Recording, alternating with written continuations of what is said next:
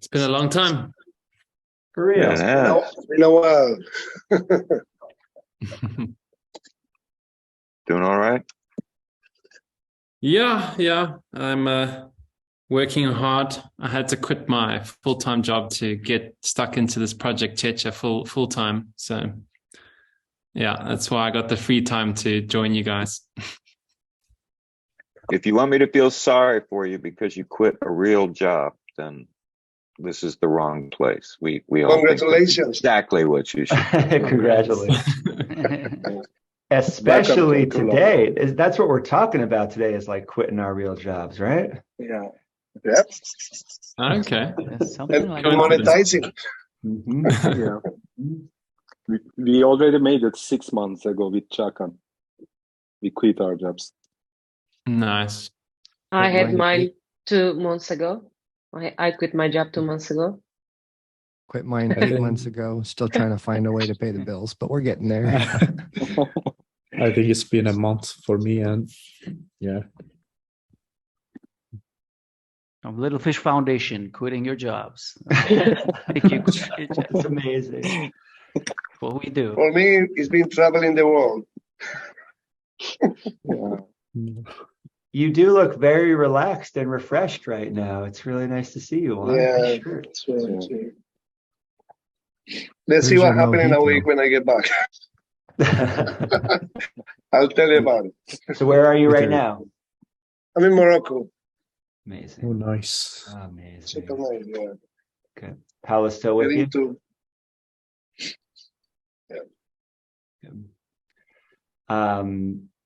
I'm glad we have that opening moment recorded, because there's going to be a time when it was years since we all quit our quote unquote real jobs. Mm-hmm. And the fact that we're all still measuring it in months is kind of crazy right now. There'll be a time when we can't imagine that there was ever a time before. So really, thanks for being here together right now. James. Thank you. Thank you. What was the date of the very first playground? It was in April of 2021. I would have to check the exact date. So I thought we did it before then.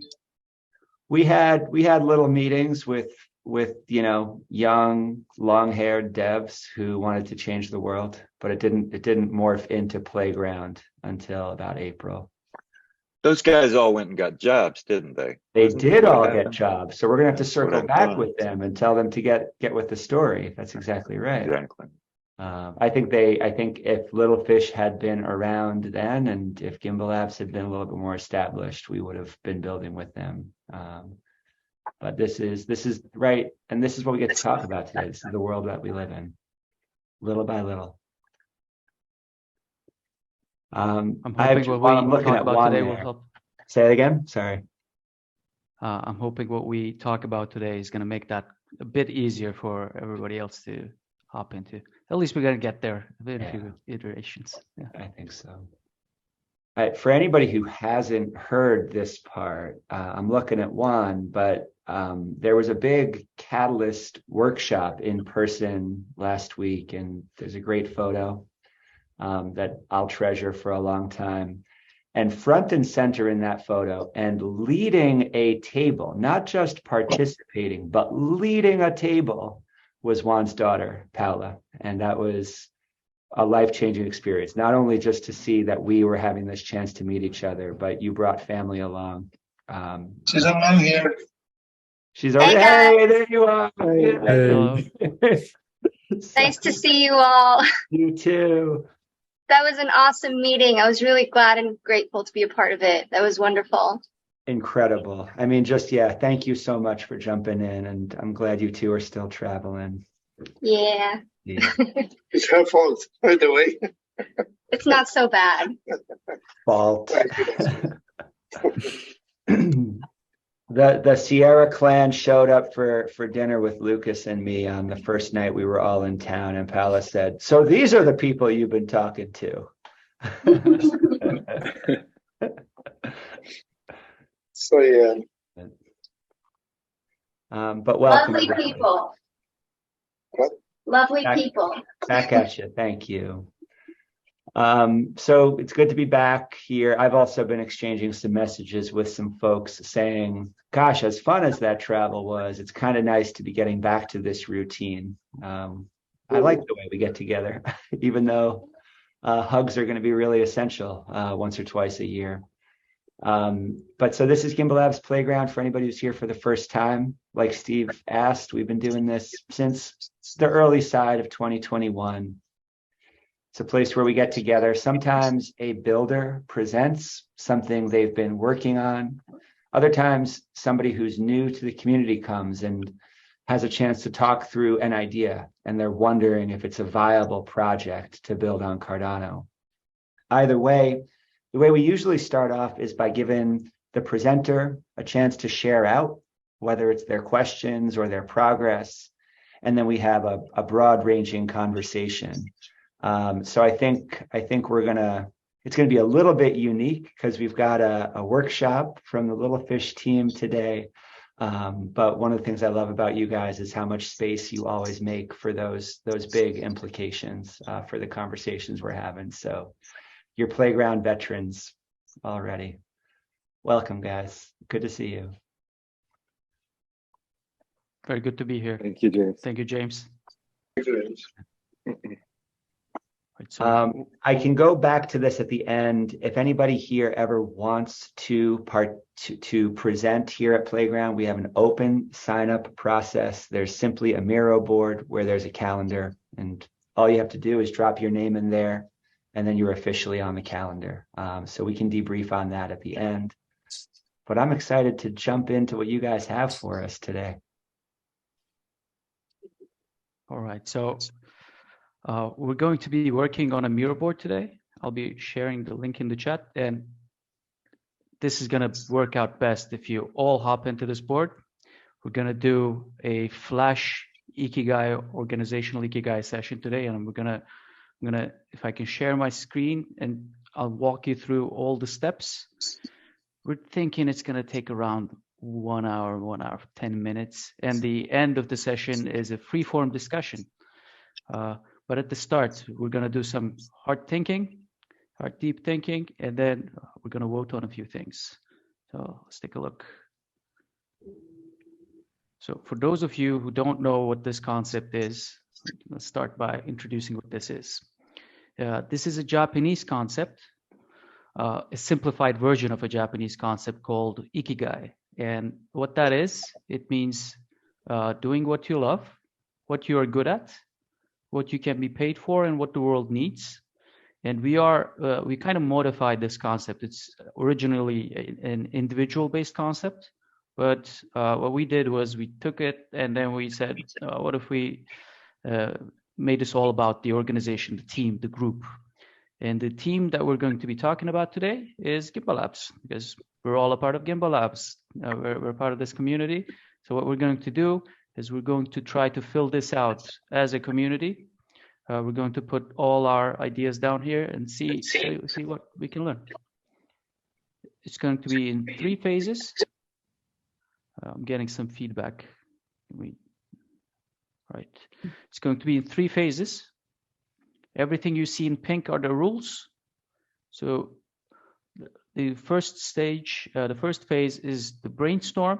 It's going to be a guided session. First, we're going to answer this row, just 2 minutes here. And then we're going to jump into each of these rows. What we have here are the main questions. So those questions that we saw is, what do we think the world needs? What do we love? What are we good at? And what can we be paid for? And these are guiding questions to help us out. And in this session, what we're going to do is we're going to have 5 minutes each on these parts. And we're going to hop in this call and we're going to take one of these and say, what can Gimbalabs do for Cardano developers? X, Y, Z. You can answer any of these questions that you feel comfortable with, but please keep in mind there are no wrong answers at this stage. It's just a brainstorm. What we're doing is we're trying to get as many answers as possible. We're doing divergent thinking. So we're trying to push the boundaries. There are no stupid answers to this. We're trying to get as many as we can so we can think about all this. So we're going to spend 5 minutes on each of these while we answer these questions. And then what we're going to do is we're going to vote on all of those, and we're going to see which are the most popular in each of these categories. And those will be represented by bigger post-its. And we're going to spend about 10 minutes on this one. And finally, what we're going to do is we're going to try to put those all on this board. Any questions on what we're doing?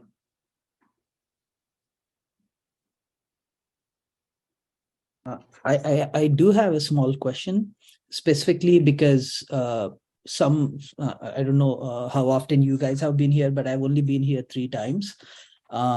So do you think it would make sense for me to put in ideas and then it wouldn't like match with what Gimbalabs wants? Do you think we would have that mismatch? Well, hopefully this process will tell us if that is the case.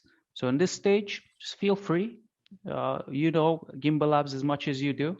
You know it as an outsider. You've heard about it. You know a bit about it. You'll be able to give in some point of view, and that is valuable.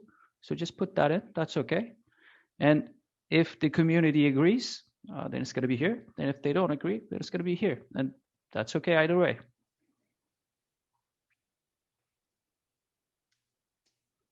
All right.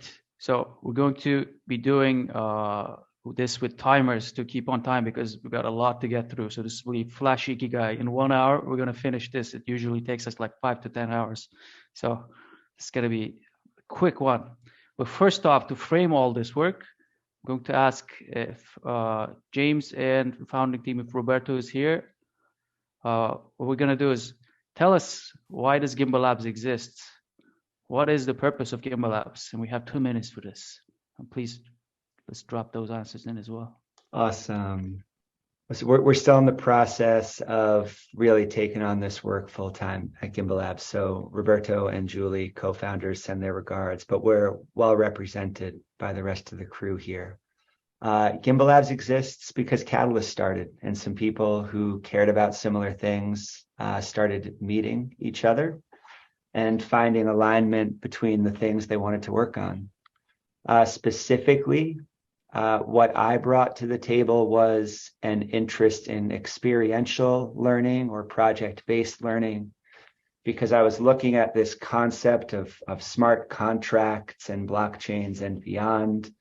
And I thought that people were going to need to not just learn technical concepts, but ways of thinking and new mental models to go with those concepts. And what Roberto brought was the understanding. He was one of the lead developers on the original Yoroi wallet at Emergo. And as he was working on that, he was recognizing what sort of infrastructure was going to be needed to make Cardano viable in the long term. We got to talking and realized there was some alignment between those 2 goals, that education and infrastructure are foundational to any ecosystem or society and often underestimated. One of the things I learned in 2021, as it was hard to explain what we did, is that this was not weird. But that, even at government levels, education and infrastructure often don't get the funding they deserve. So we're pretty excited to be right here, continuing to work on those things and with more focus than ever. Nice. Thank you, James. So this will be your framing. Yeah, of course. This will be your framing for the exercise that we're going to do, because we're thinking all of this in the context of Gimbalabs. Please, I took these notes just to have something up here, but change these, make them, refine them, and make them fit these questions as you wish. But we're going to start with the first concept of Ikigai, which is, what do we think the world needs? So we're framing it as Gimbalabs community members, what do we think the world needs? And we have 4 guiding questions to help us answer these. You can pick any, you can pick all of them, just hop in. and start answering these questions. And we're going to have 5 minutes for these. And I'll be going through these questions as we do. And if you have any ideas, please hop into discussion and talk about them as we're doing this. Okay, 5 minutes. Question 1. What can Gimbalabs do for Cardano developers? What can Gimbalabs do for its community members? What can Gimbalabs do for the ecosystem?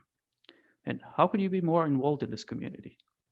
And if you feel like there are some other questions that help us understand what do we think the world needs as Gimbalabs community members, please let us know. Maybe we can put those down as well.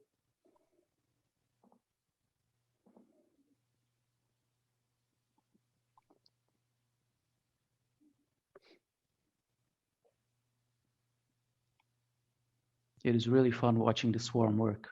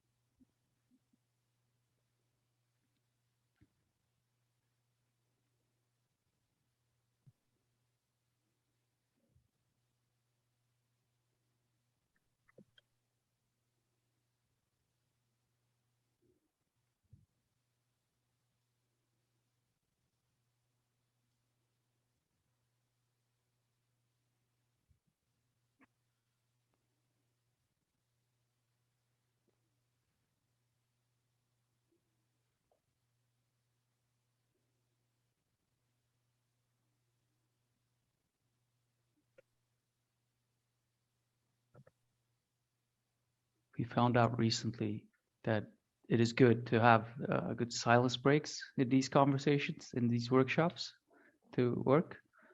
But it is weird to in the playground, 10 people. Or maybe not. This will be the most silent workshops, playground session we have ever had, I think.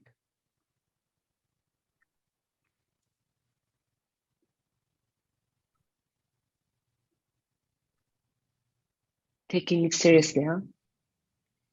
Yeah. This group is taking it very seriously. I like it. That's the sound of a lot of people concentrating.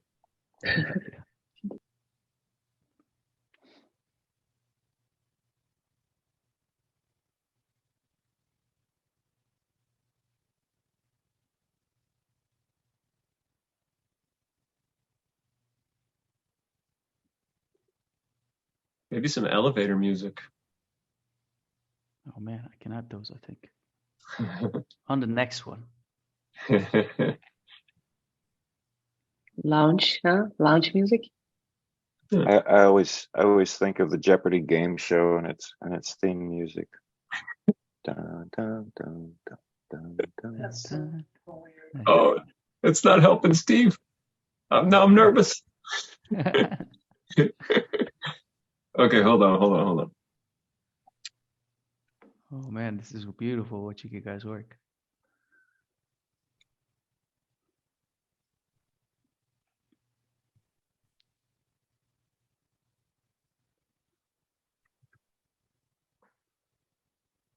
Last 1 minute.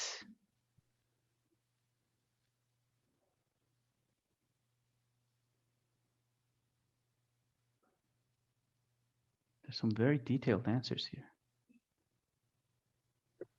Create core transactions models that can be used modularly. Headless apps. Opportunity to learn development work. Extend the definition of developer to recognize the full breadth of the work ahead of us. I really like this one. 22, 21, 20. More pressure.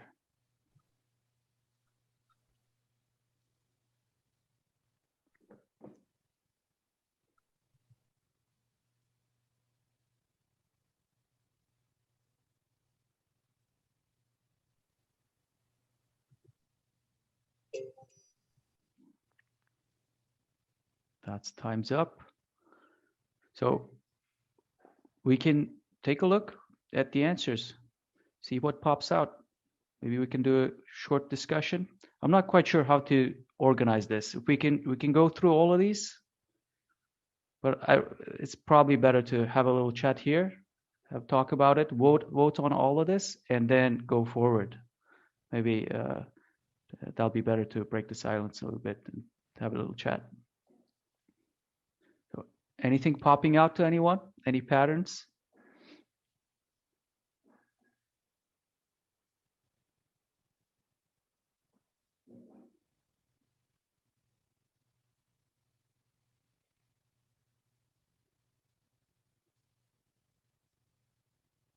There are so many answers here.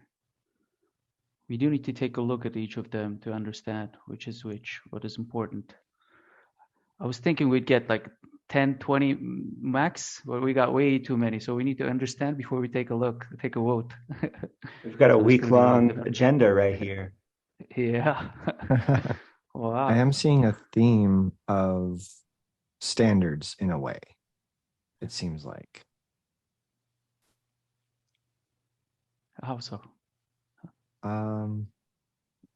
Well, I think maybe those are moved now. Yeah, I think the ones I was referring to are moved. Never mind. Right. So what we found really helpful at this stage was to categorize all this, because there are some patterns that emerge. Some of these things really connect well with each other. Some of these things are like detailed versions of something else. Yeah, I was wondering, same, can we like cross-chain them so we take some from ecosystem and add it to community so we don't keep, or the group has to remain on the same side? Yeah, so can you take something from involved in community to what can you do for Gimbalabs? Because some things are similar, do we put them together, or they should stay where they are in that sense? These four questions have no importance to what we're doing.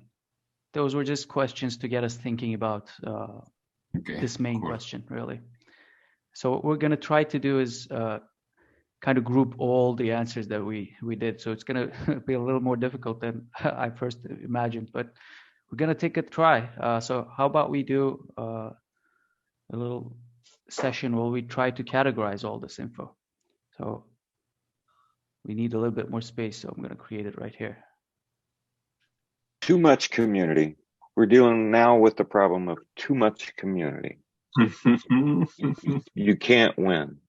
Just gotta better utilize that data, big data, right?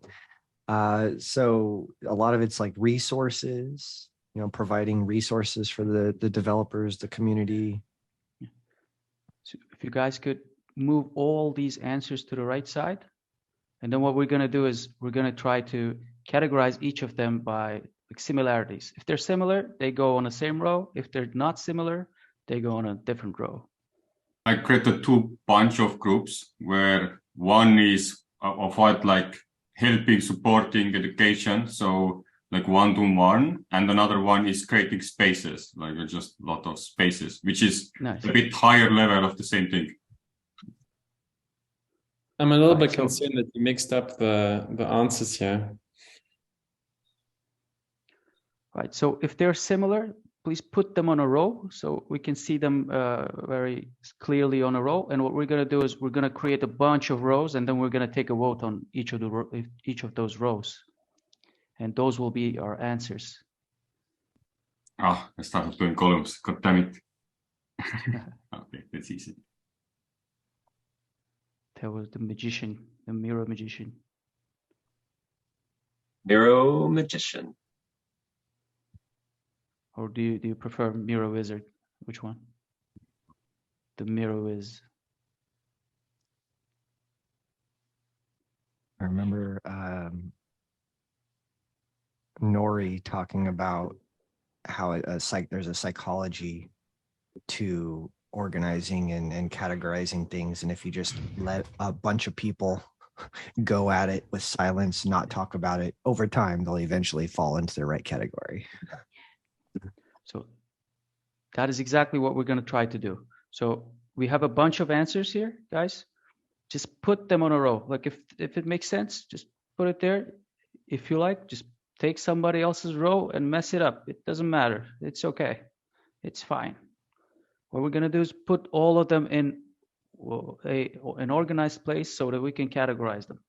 If you see something that is similar to this, put it right here. If you think this is similar to something else, put it to another row. And we're going to try to get them all sorted out on right here. So this is what I meant yesterday when I talk about Chakan using the collective brain.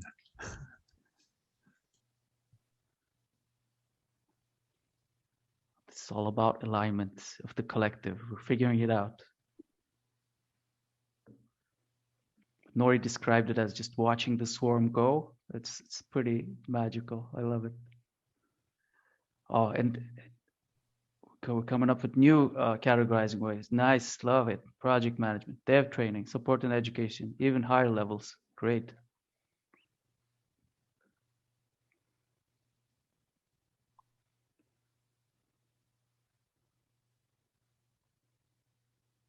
All right.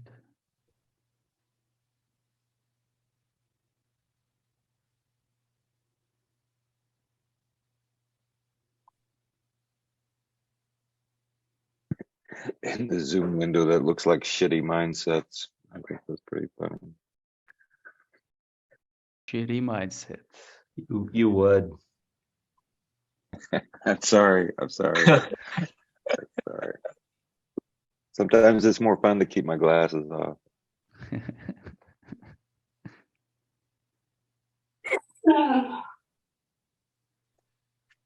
All right. I think we're there.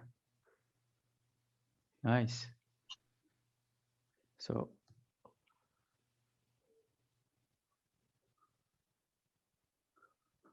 we're going to do something that we're going to go ahead and vote, and we need to devise a way to vote on this. So the original way we did this, we put everything on a row and we had one vote for each row, but this is a bit more complicated. So instead, what I'm going to do is, like, everybody's kind of familiar with all this. We have 2 minutes.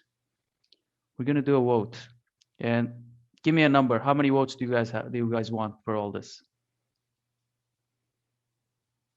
7. So are we voting one for each? Is that you can vote however many you want. So you'll get 7 votes, and then you can put it anywhere you like, and we're just going to select the top X that we're going to decide. We said 5, but it seems more than 5 would be appropriate here. Yeah, 7, 9, 13. All right, I'm gonna go the original one, 7, so everybody gets to really think about what they're gonna choose. 2 minutes.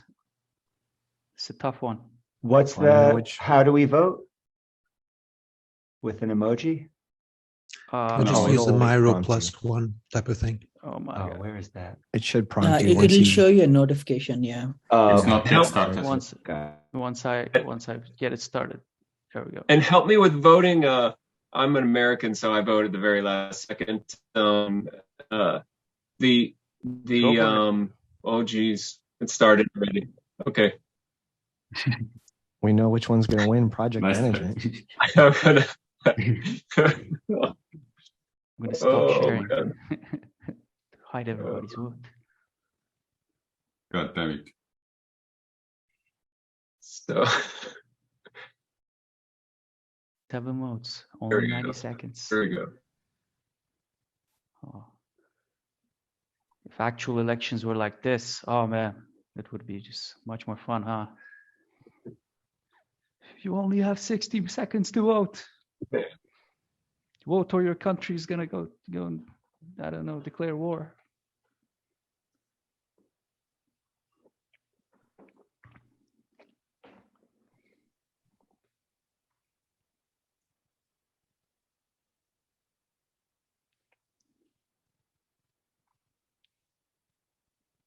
Seven is not enough, no.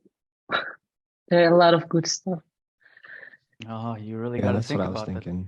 That's what I was thinking too. It's Yeah. it's tough. Well, we can have another round. We can have another round.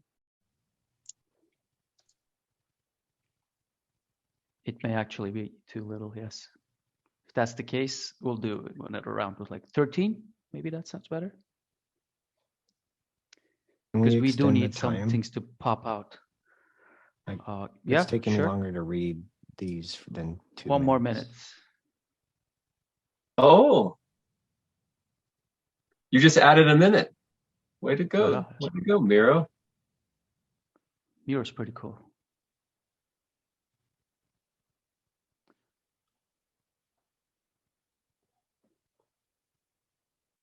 Ooh, there you go. Ah, I ran out of votes. I'm seeing a distinction too between the Ikigai model, you know, passion versus what you can get paid for versus what helps the world. You know, I can see the difference. No, how do you mean? Just some of these sticky notes, right? Like, right, and what their focus is like, is it what you're good at? Is it what you can get paid for? Is it? I'm just seeing kind of a theme between some of these. So when the time comes, you know where to put them in the Venn diagram, right? You know Yeah, if what that's- answer matches the question.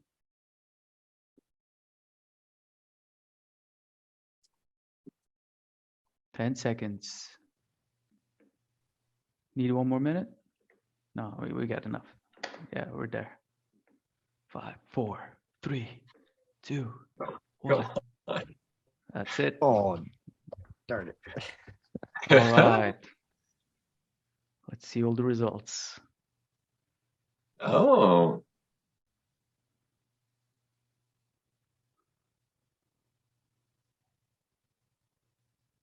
All right. So I'm gonna take a little screenshot of this because we need to save the results. But you guys can all see the results, right? Yeah. How And about I we even think categorize? that's pretty good. Like we don't have to do a new one. Yeah, I think so. Can we categorize them as sixes, the ones that got the most score at the top, and then if it got a 4, or we don't have a 5. Oh, we do have a 5. So 5 on the next row, 4 on the next row. Oh, but I'm messing some of this up because we had just categorized by the. Oh man, we're learning.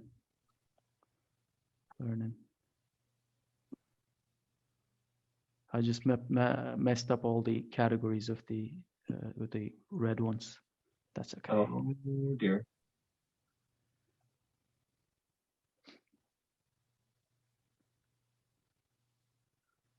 When we designed this workshop, it just sounded so much simpler in my head. Well, we learn by doing. This is the way it beautiful. should. Yeah.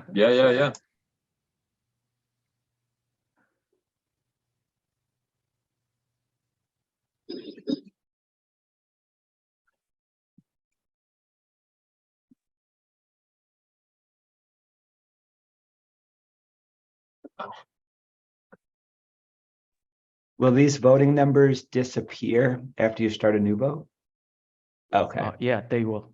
Okay. Yeah. And are we just narrowing down? So doing another vote on like the top, the 6s, the 5s, and the 4s, or?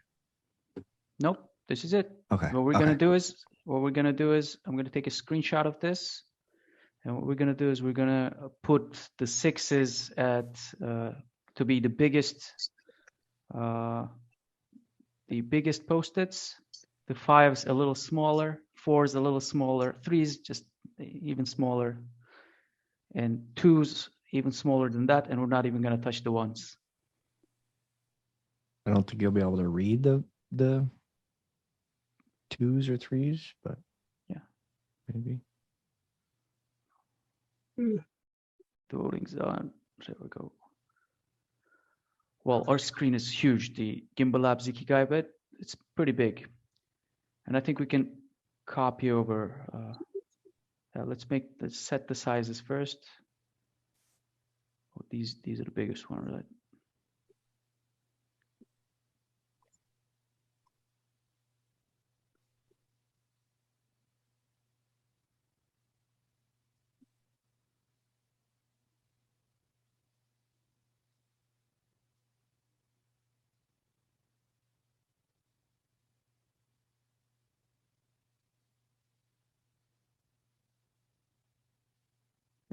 Is this it? Yeah, I don't know. I would suggest maybe just using 6, 5, and 4. 6, 5, and 4. Just the top 3. Yeah. Yeah, let's do the top 3. We have a lot of answers. Okay. And these go here. We will talk about them later. But I believe that the others will be good to expand a little more on those and perhaps get a consensus if they are considered or not, because there may be some. In reality, for me, it was too much to cover in 2 minutes. I don't know what else you guys. Oh, yeah. Yeah, and I also think it'd be really helpful. So if someone strongly believes that like something that has a 1 should be a 6 or something, I think there should be a space for people to support their views and their opinions, and then see if people change their mind, because it allows for more freedom of like cross thinking. When we construct it, yes, that's exactly what it should be. Like this is just the get it all out there. But what we probably should be doing is put all of these on the board and really talk at length about all of these patterns that emerge. Like what we're trying to do is like build it as fast as possible. But instead, if you guys like, we can take a look at all of these and talk about them, or we can proceed and try to build it out. It's your choice. You can even vote on that. 2 ways to go with the workshop. I think it's where the intersection meets between these ideas that you get interesting conversations. That is exactly what Ikigai is about. We're trying to find this. So if we build all this, it's going to be much interesting to talk about all the intersections. But let's keep this up here, and maybe we'll do like a 2-hour session on talking about all of those different parts. But we have 5 more minutes. 5 minutes on the second row. Let's jump in, guys. Timer starts. Oh no, we're voting. No, there we go. And music. How about some Sunshine Jam?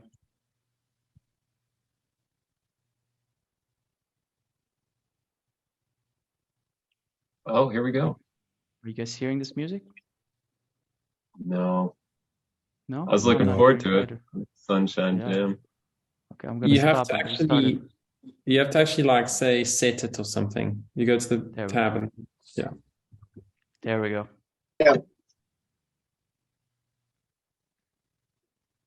No. Hey, Chekan, why are you assuming everyone likes music? No, I'm joking. Harsh.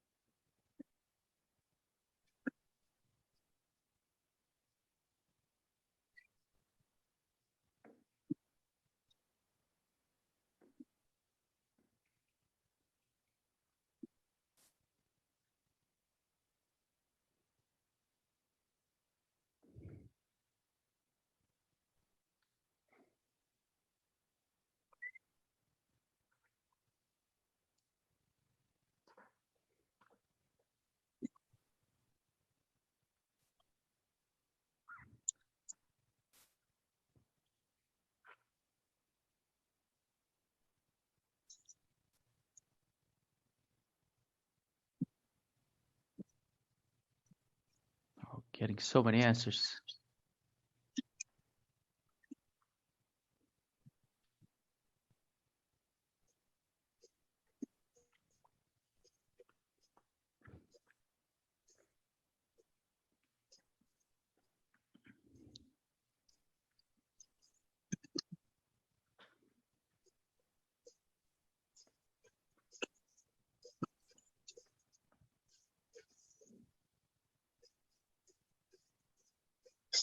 Just super.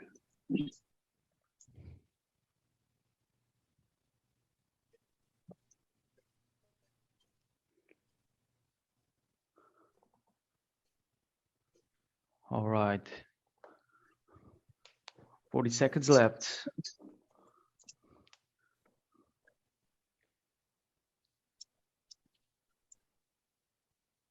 Okay.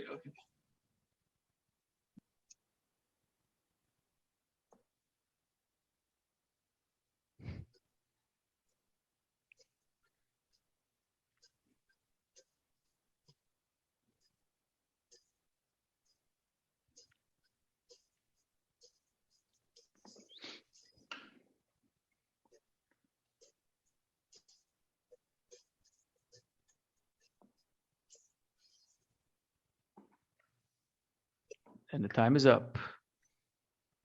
It is time for the swarm to work together again. Let's copy this all over to the right side and try to do that categorization thing again and see what we've come up with.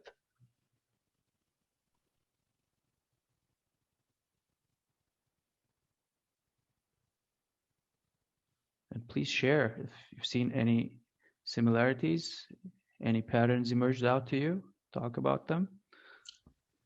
If you feel like something is really important, please defend that point. Make that point. Apparently, James is very important to Gimbalabs. Yes. With the background music. James on the words. I imagine. Yeah. Sorry. That background music really helped. No, I was going to say with the background music and like playing our we have a instruments. lag. Sorry. Oops.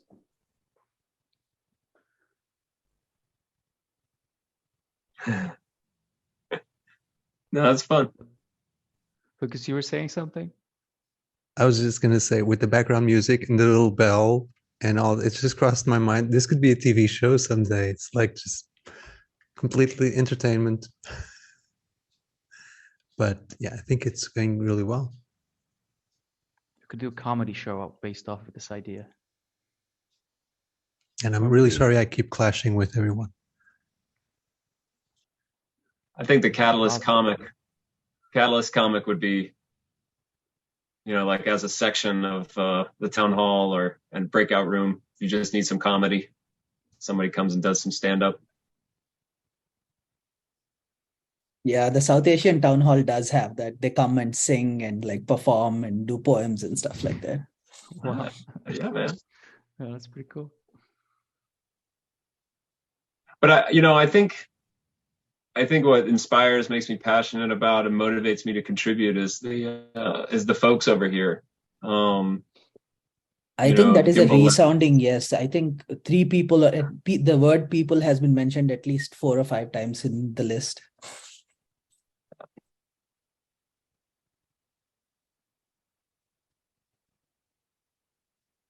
Does no bosses, much mutual appreciation go to people? Side of people, there's something about organization. Maybe model? Model, yeah. Learning at my own pace.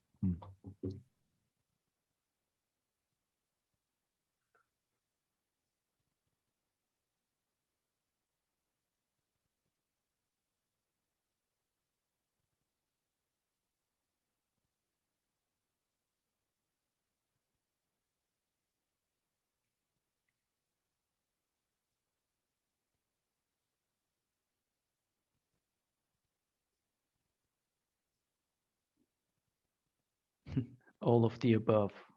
And everybody just picks this. I'm voting for that one. Seems like a cheat. No, I think yeah, it's a cheat. It's a pan We'll just cheat. leave it out of the vote. Yeah. All the above. Wasn't that that was like a comedy thing where they were like vote all the above or vote none of the above or something. But ultimately, these go into our Venn diagram. So all the above won't really work in that such a situation. I think maybe we're missing one red one for the output because it's all knowledge, people, and model. But the output of what Gimbalabs builds. Knowledge itself can be one, but then I created in the bottom feeling because somebody felt something, but I don't know where it got tracked. We're going to do 3 minutes and 13 votes this time. Sorry, How does Tiva, that did you sound? say there wasn't? Oh, here's the out. Never mind. All right. Sounds good to me. Do we have a feeling in there as well? There we go.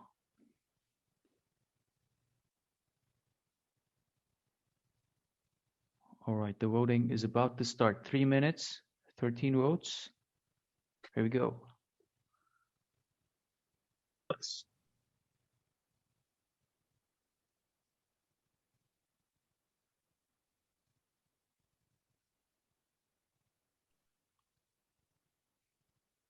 And at this stage, Can we do like that tricky thing that choose like the leftmost selection, and then if it doesn't fit quite right, then move to the right, because we made a sequence of very similar things, so probably most of them are duplicates. But if you take the most left, we collect points there.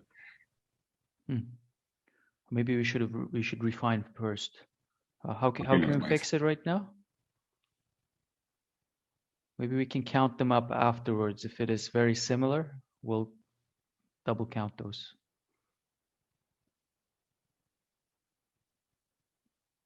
So we're going to need to do a refinement of post-voting.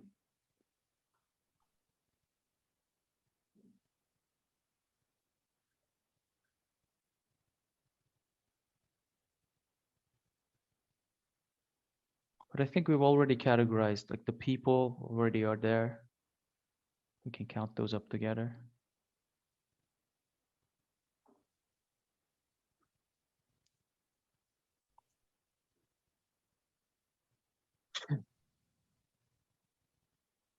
So I can justifiably be smug in the future. Oh, come on.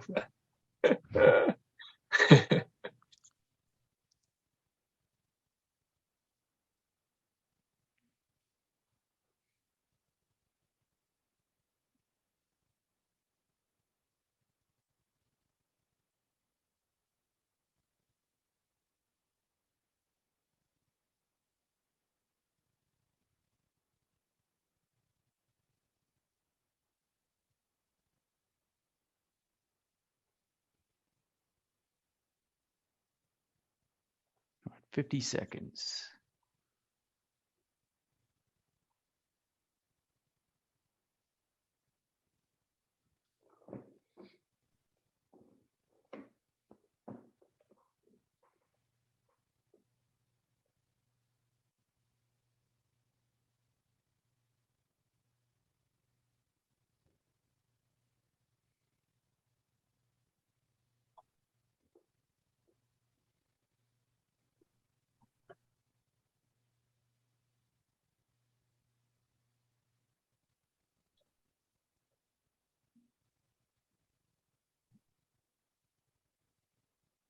Oh, okay.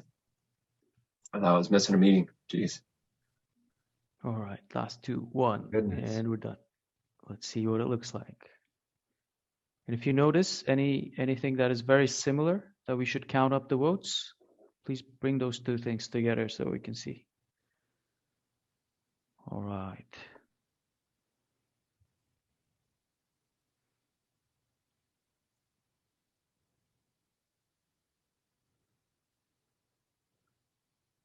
Oh, that's nice. All right. So let's do the same thing. We're going to bring the answers with the most votes. Oh yeah, very nice. We copied it all over so that things aren't changing.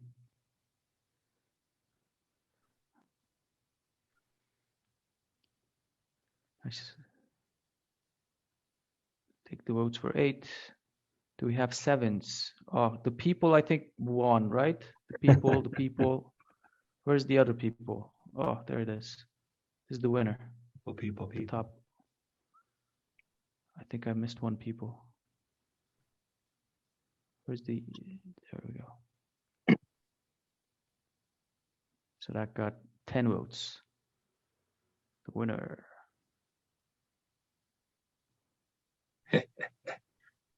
And then afterwards, we had these 2 ideas. I guess let's 1 and 2 so might as well not work at all. Are there any similar ideas here that should get more votes?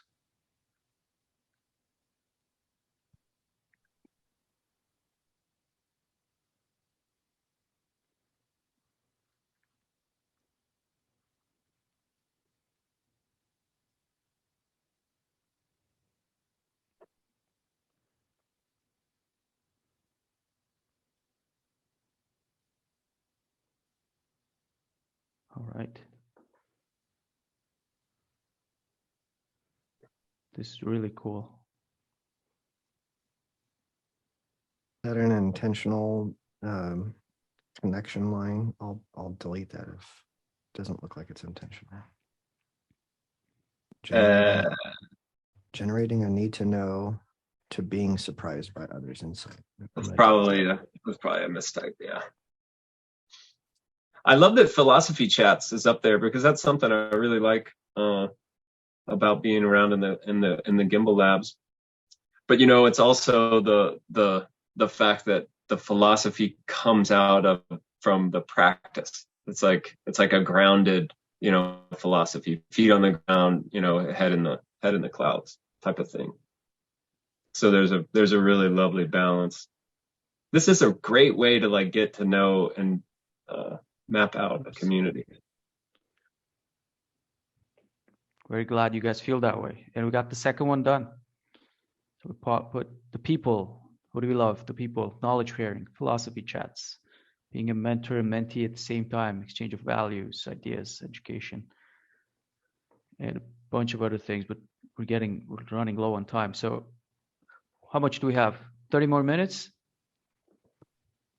We can go at least 30 and then let people, if there's stuff we want to stick around for, we can let this bleed into PBL a little bit.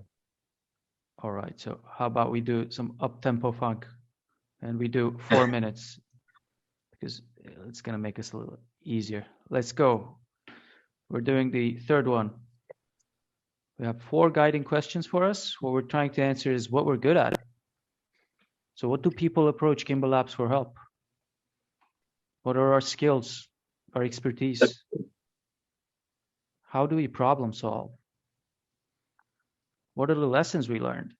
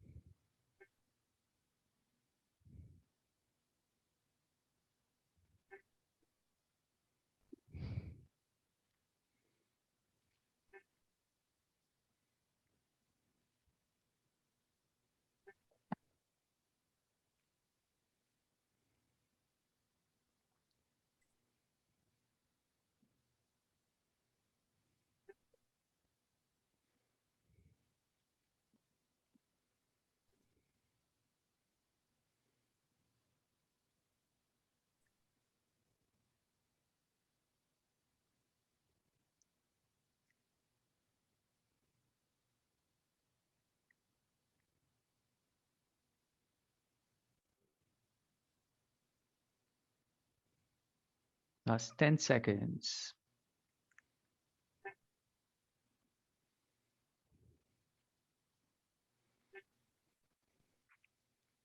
And your time is up. Let's move all those answers to the right side. And let's let the swarm do its magical thing. Oops.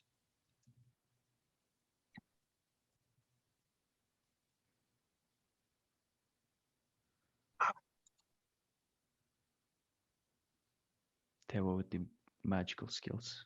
Nice. What's the shortcut key to organize everything like you did? Yeah. There is a, when you select a group will appear like a small triangle, not triangle, square on the right side of the corner. Okay. If you click that, it will try to do something.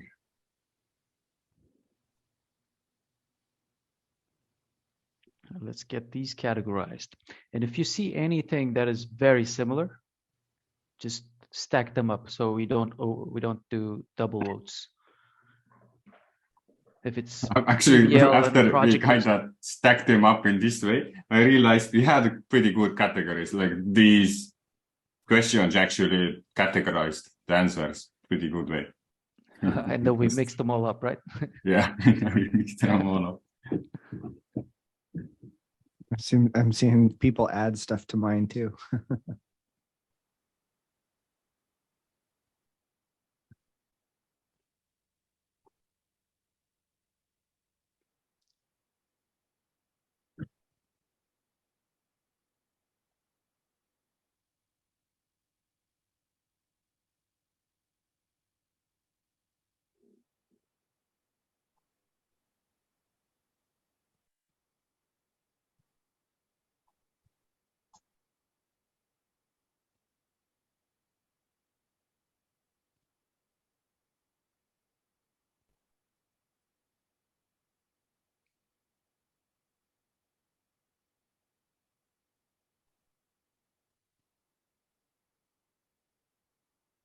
Sure.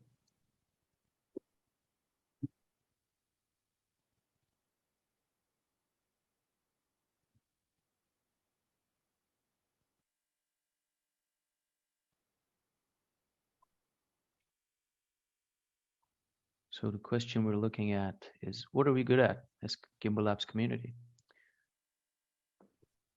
Getting some as community spaces, tool using knowledge, service skills, empathy, patience. People have lots of ideas. Yes.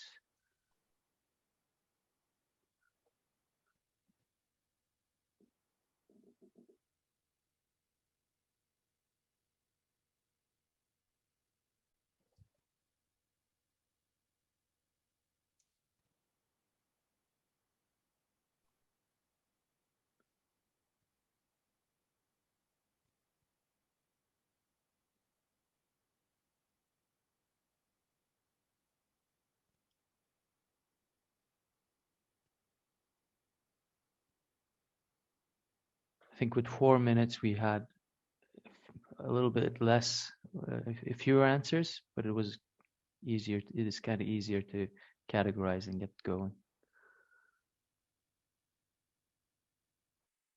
Maybe that's the sweet spot with this workshop.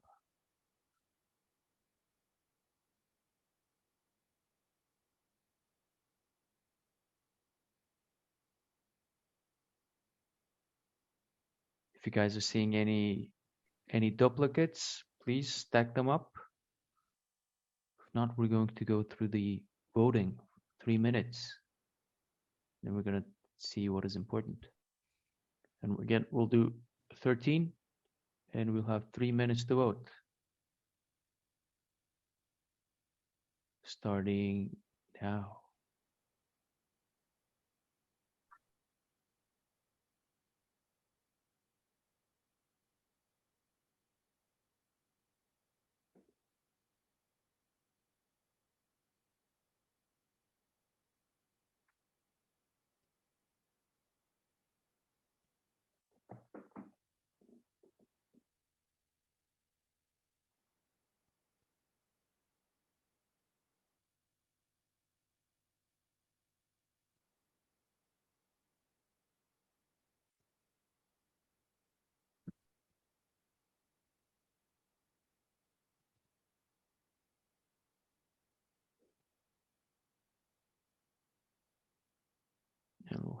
Another music. Voting music.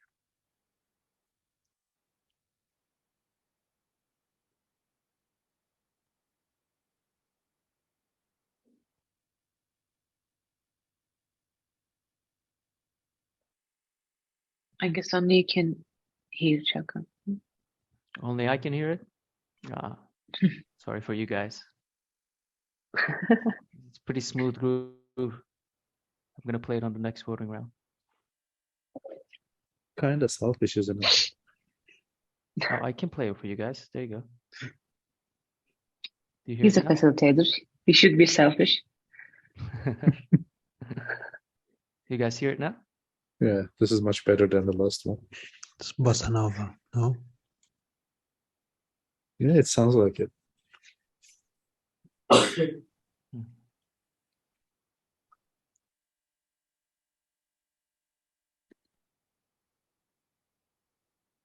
Hmm. Some chill voting music. Hmm. It was a lot easier for me for some reason.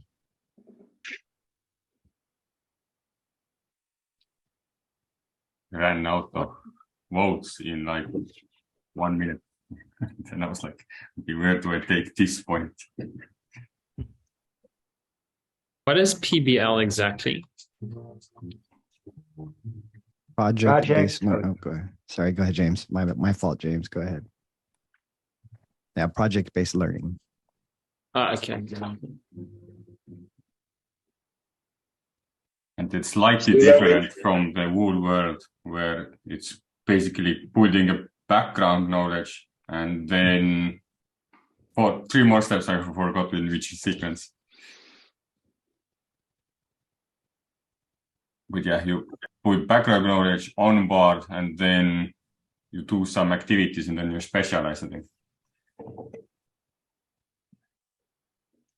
And here we go. The results are in.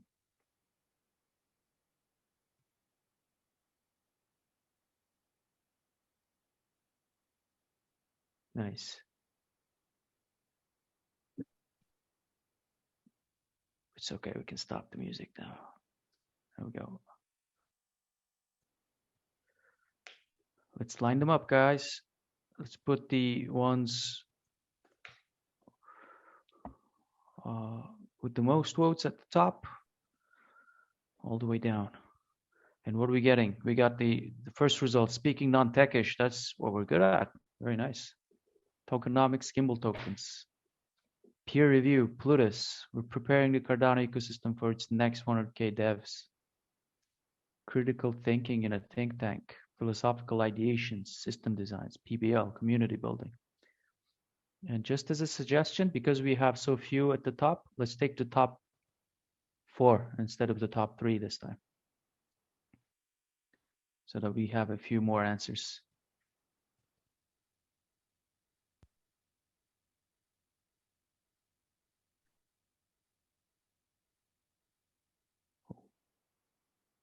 You guys can still see the votes, right? And we need Roberto here to defend APIs.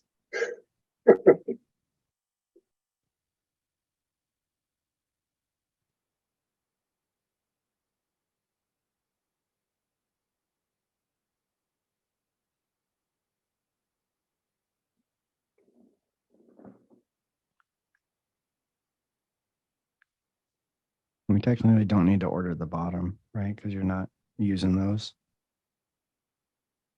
Yeah, it's okay to order them, I think, for later discussions. But for now, yeah. The answers we got are here. Speaking non-techish, tokenomics, Gimbal tokens, peer review, Plutus, preparing the Cardano ecosystem for its next 100K devs, critical thinking in a think tank, philosophical ideation, system designs, PBL, and community building.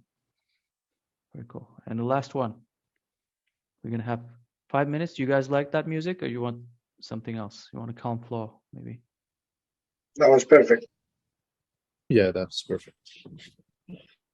Let's do the smooth groove. We'll have 4 minutes again, and we're gonna answer what can we be paid for. So we thought a lot about what Gimbalabs does. Let's think a little bit about how we can turn this into a sustainable economy. How can we make some money? How can we bring in some revenue? how do we problem solve? And how can we help our community members there?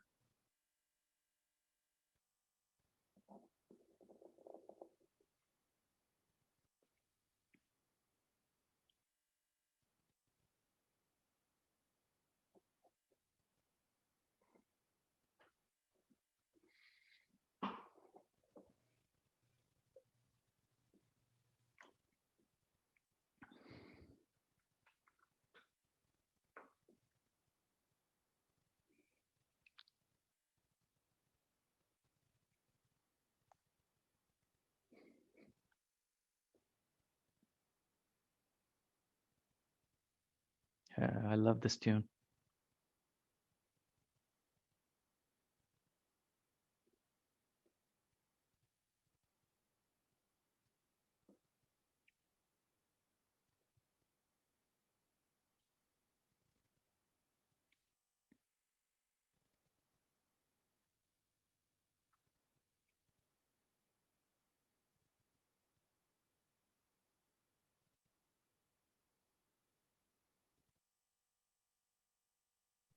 Felt like I was in a coffee shop waiting for my latte, you know,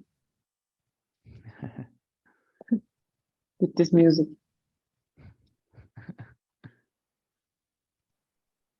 I used to hang out in an internet cafe in Germany in like 2000, 2001, all night long. And they would have shit like this playing in the background, but everybody was playing games and I was in chat rooms. And they would just keep the cappuccinos coming, man. They just all night long. Wow.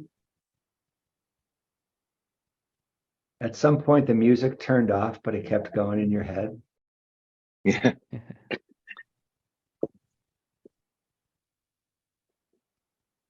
Yeah, I'm guessing someone's gonna have dreams with these musics tonight.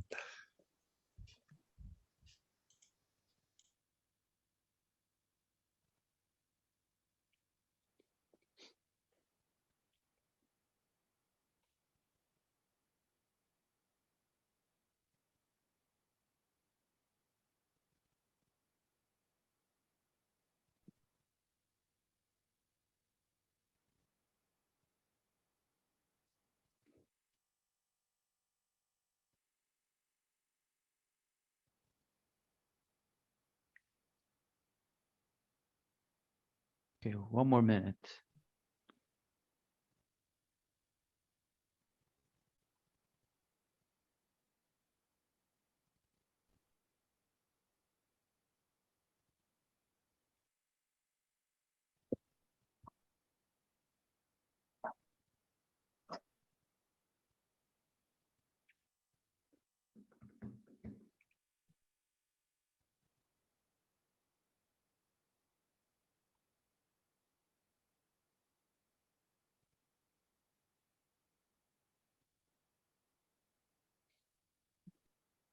I do find it slightly hard when voting where the answer that you're giving is without the context of the question in some cases, but only slightly. All right, we're going to continue with the recording. Okay, here we go.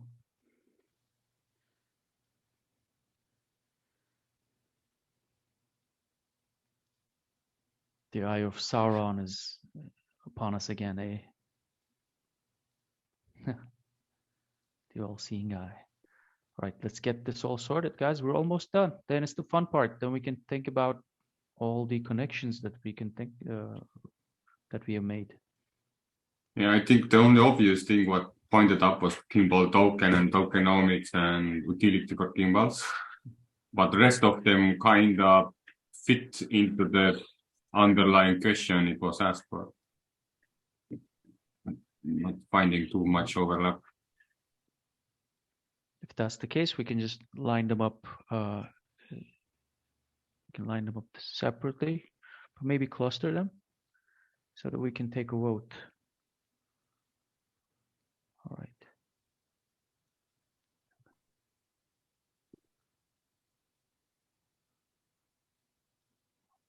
All right.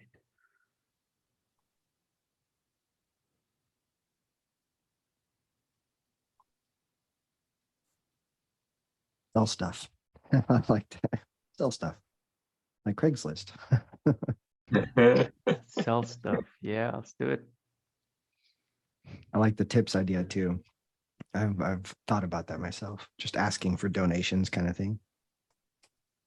I think a tipping culture, could really be a part of it, because especially it's viral. It's just like, if everybody tipped, I don't know, tipping somehow Web3 and a new economic model and tipping. Do you guys know how we tip in India? Like, do you know the percentage we tip? I've never tipped more than 1% or 2% or something. So like, it's just a cultural thing. We just like treat, we don't respect, unfortunately.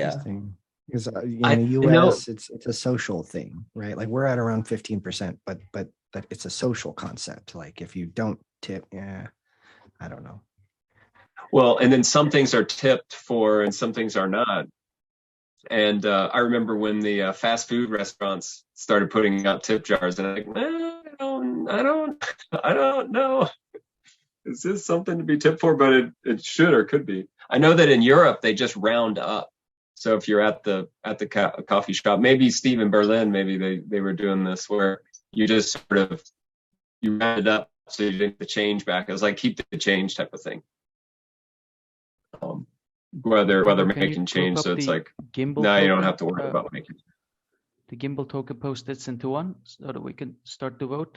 I think we've got them categorized-ish. We can just stack those up. We'll do 13 votes, 3 minutes. And then this will be the last one.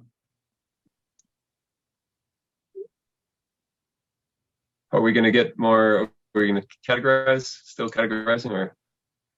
Yeah, I think we are. Okay. Let's hop in, guys. Help out. Seems this organizational Ikigai workshop is better suited for 2 hours, and then a small break at the middle. Learning. So the big question here is, how do we earn? What's the overarching question? The big at Gimbalabs community members, what can we be paid for? What can we be paid for? So Tevo's turning stuff white. What's going on with that? I will say these are duplicates of the top one. Okay. So if you don't spread our power vote, yeah. Then we get more votes to other stuff. Okay, cool. Are we ready to vote? Seems like we are. We're going for it. Please don't vote for the white ones. Right. All right. 13 votes, 3 minutes. Let's do it. And then I'll play some other music. See what we have. Let's see. Let's do chill beats.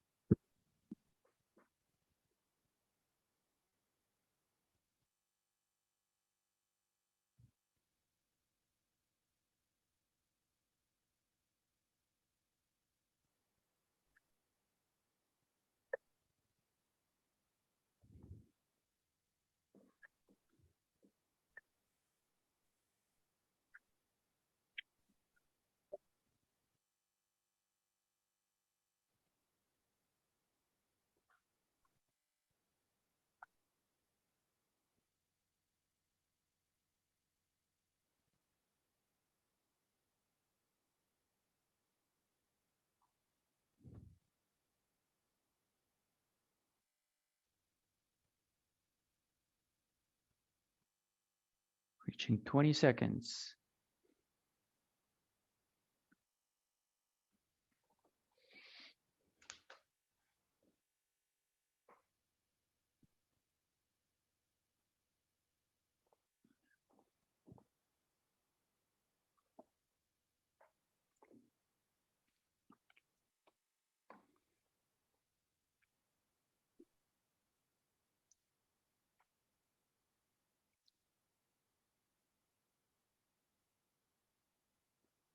Wow, we got a three-way tie for the best result. That's very nice. Ooh.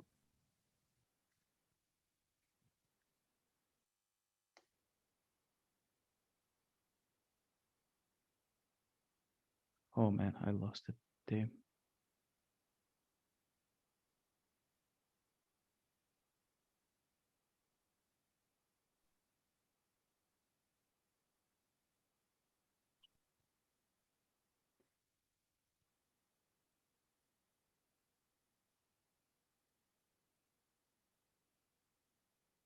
I'm sorry for viewers at home.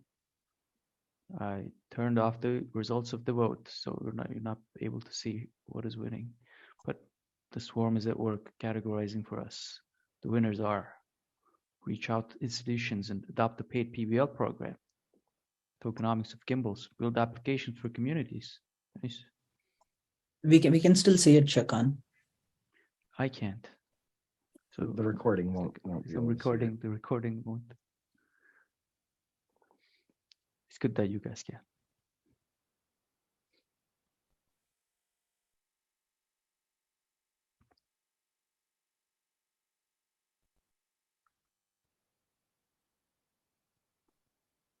This is so much fun, man. Oh, thank you, James. The best. Very nice.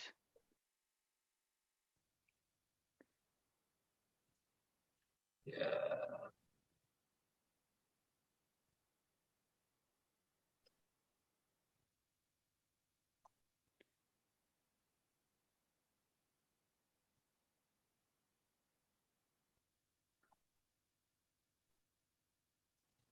And we're going to take these, put it down to what can we be paid for.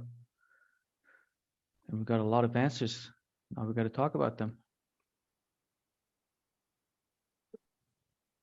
A paid PBL program. Tokenomics of gimbals, build applications for communities. Those are the top three. Education, reputation, responsibilities. 7 votes. Seems like reputation is up there. I like, well, yeah. Oh, you guys can't hear me. Oh, we can hear you. Oh, you can hear me. Okay. Oh, that was great. Yeah, keep going. Okay.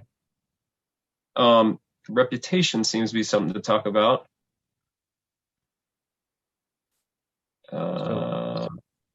At this stage, jump into the phase 3 part, where we're taking a look at Gimbalabs Ikigai.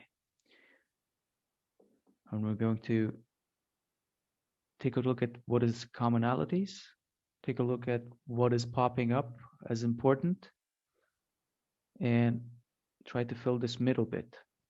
And maybe if we feel like it, if we need more answers on the board, we can go back and take some other answers that we listed. Beans, I gotta take off. See ya. Thanks, Mel.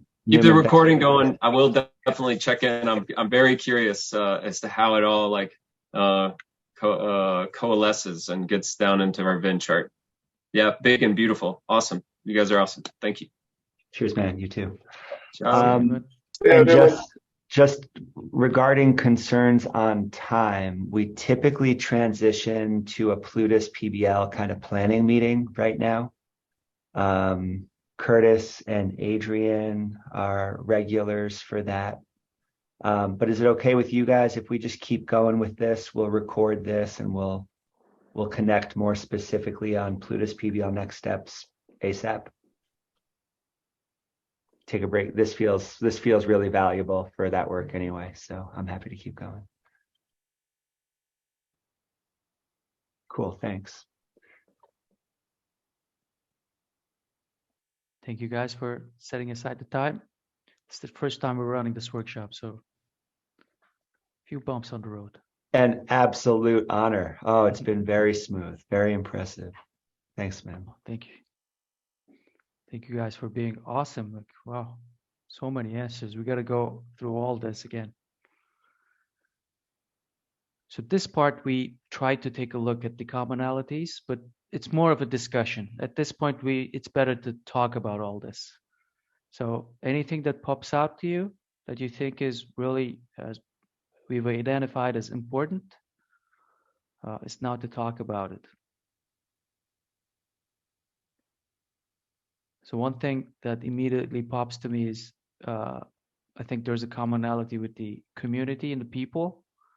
So at the top, we love the people. Speaking non-techish, that's all about communicating with everybody. So it's not only about the tech, it's about the people. And building applications for communities, that may be an idea that connects there as well.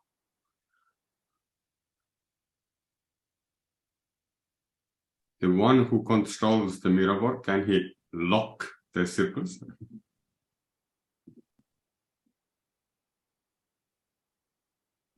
Yeah. Thanks. Yeah, there we go.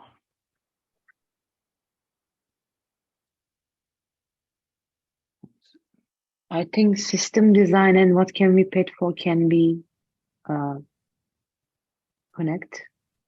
interact in somehow.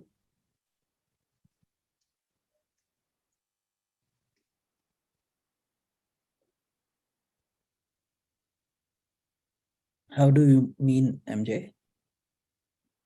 You can earn money by system design.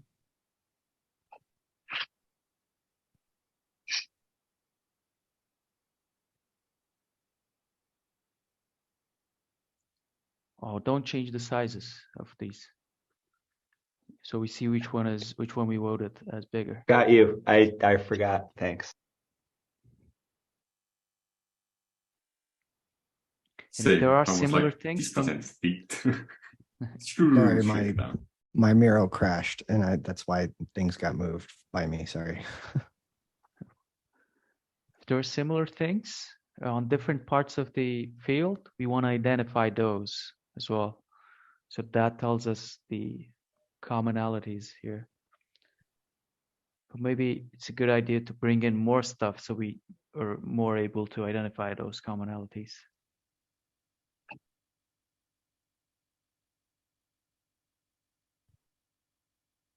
So maybe this one.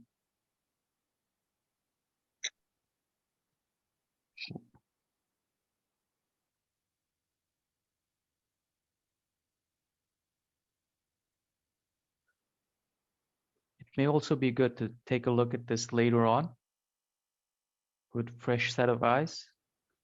If you guys want to do that as well, we can do that as well. And with the other answers that we are not choosing, voted, less voted, they can be valuable to revisit and understand why you write it down and how can you interact with the Ikigai. No, for sure. I have a question about it's an ongoing process, guys, by the way. It's not a one-time thing. Sorry, Curtis. No worries. I have a question about what are we good at? I mean, what if we could be good at it, but we haven't tried it yet? Do we not qualify for what are we good at? Like build reputation. Are we good at that, but we haven't actually done that yet? So, just with like what are we good at? Like when we are voting on what we are good at, we're voting on basically what others are good at. So shouldn't it be like just a majority vote, or not even a vote, like just a majority of like what people are good at? If there's a strong majority, we just like put it there rather than vote on what other people's skills are, because we do not know, right? I almost feel like it's communities, right? So if somebody's good at it, that's great. But can the community be good at it too? Yeah, so that is why the majority of the skill is the one we should be picking and putting, right? Rather than voting is what I was thinking for that section specifically. Ikigai is also creating a persona, Curtis. You can create a persona and personify and act like, be like it. And like when someone hops into the community, you can share with it and try to give a clue about what you are doing and what you are expecting from them also.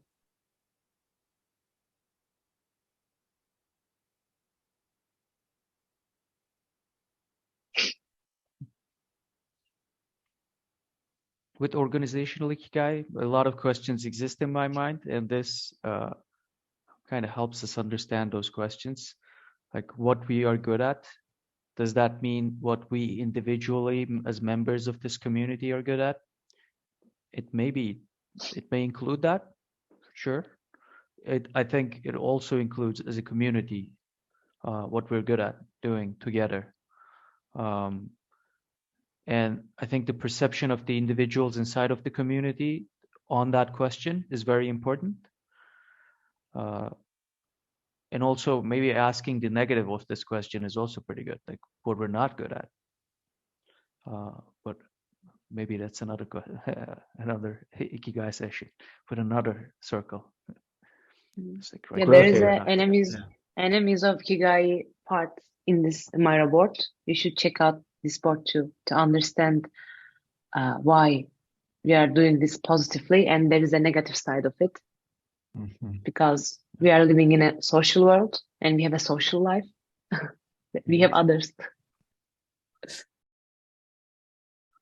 Specifically with what we are not good at, I think it'd be really useful if we can combine it with what we need, because what we are not good at is like a whole, like everything else, like, so, if we can figure out what we need, then we can say, oh, we're not yet good at this, and then do something about it.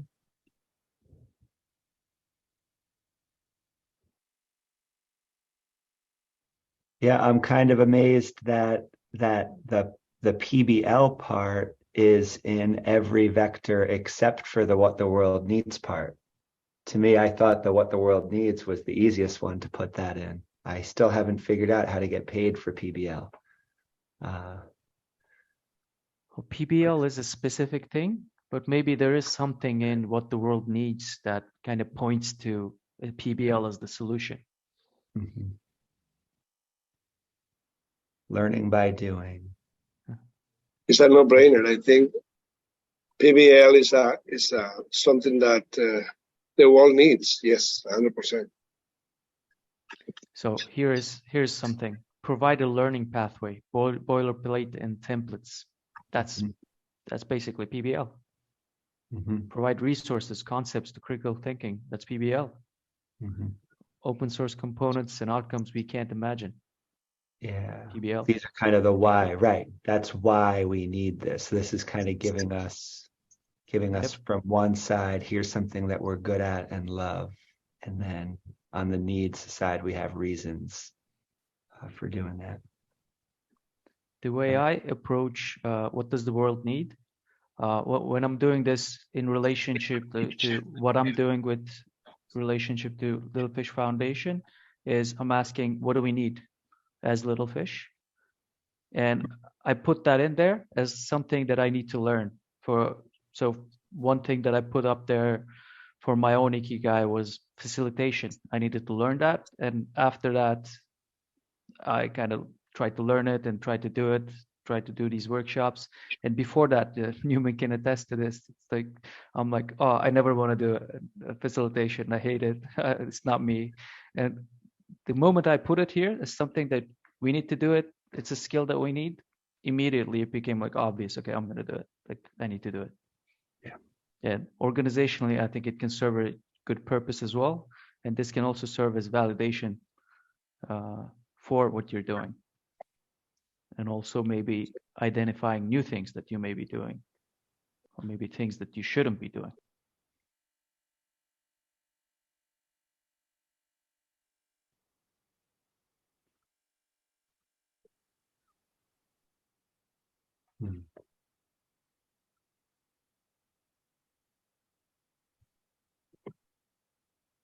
And I think for this reason, I believe you guys should move PBL to the Ikigai part with all the things that, like, what does the world need?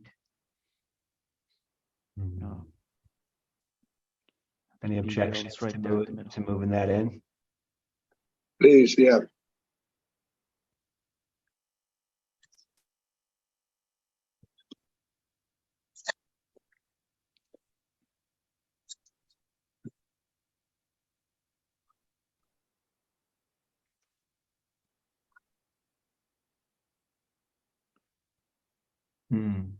And then it's interesting looking at what ends up in the center and its relationship with anything that's 1 degree separated from it. That can be really instructive for road mapping. Very good.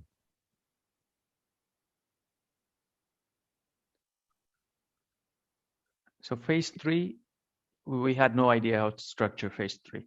It was just phase 1, 2, more or less straightforward how we do it. This phase, it's all about thinking, I guess.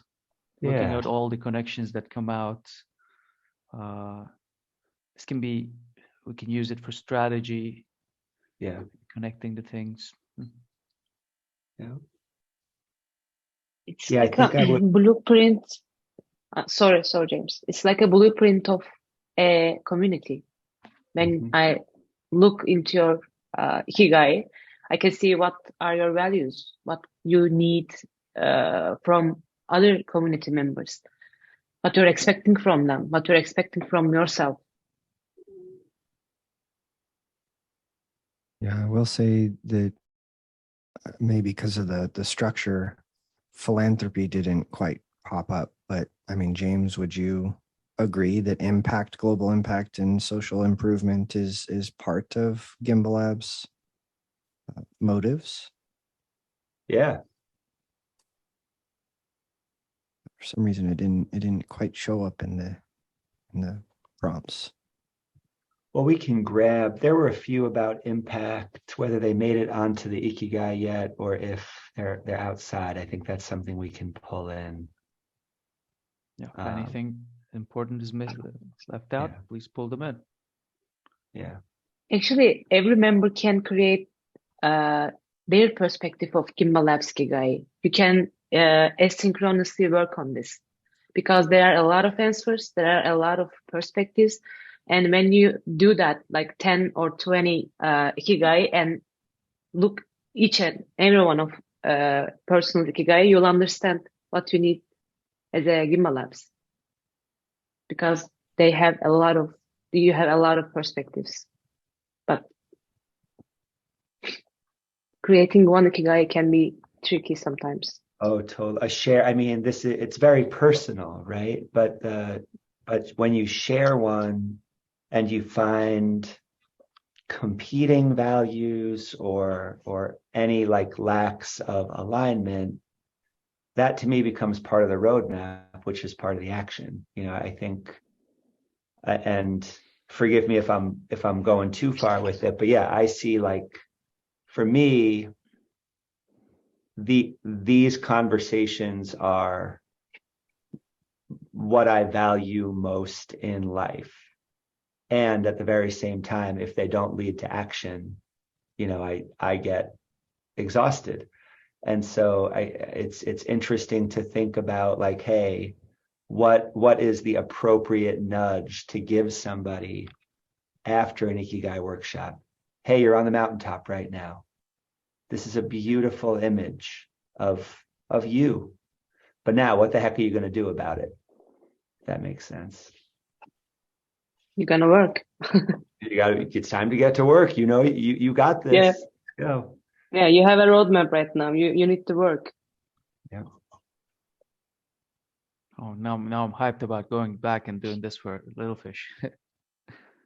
Dude, I'm thinking about I'm thinking about how to translate this, as we talk about. So here's this community level Ikigai. And MJ, like you said, one appropriate next step would be for individuals to go and look at theirs.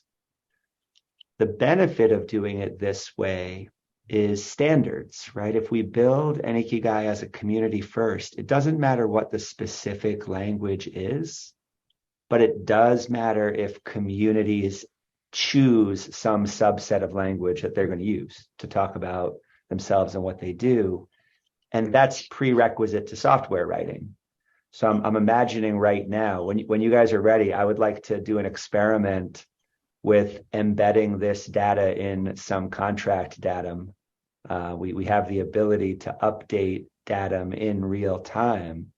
But imagine if each of us had a token, and within your community, maybe I don't care what the number is, 5 or 30 or whatever number of sticky notes, right, in the final copy of something, that on anybody's given token are given different weights, right? Like I'm putting this sticky note in the center of my Ikigai, and somebody else might only put that sticky note in what we could be paid for, right?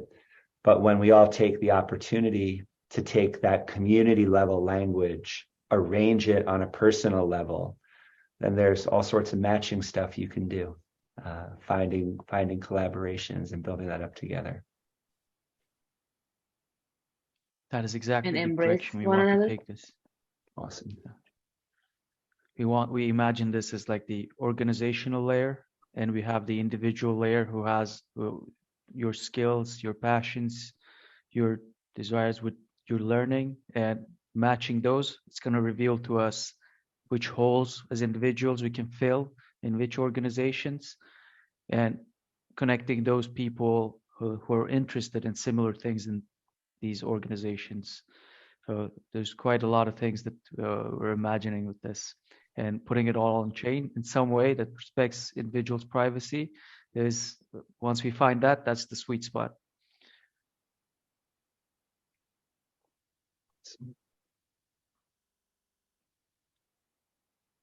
Oh man. I mean, it seems quite obvious to me, though, that project-based learning seems to be what you guys should do. Project-based learning, which means you need to develop educational materials, potentially / applications, based off some of what the community has already experienced. I'm sure there's been many people that have come in here with problems, and you've solved them already. So build project-based learning material around problems that have already been faced, and then somehow, I don't know, create an incentive model for people to contribute towards assisting people go through or create this material, or actually assist learners, compassion for learners, actually go through the material and be rewarded for being a mentor, basically. But it's funny that I feel like without this Ikigai, we already found our ways to kind of get into the stage. Maybe already that bias is talking in here, that the PBL got in the middle, but I think most of us here are because they went through some PBL and did something together and realized, oh, it's cool to do something together and learn together, and new things were spinned off by that.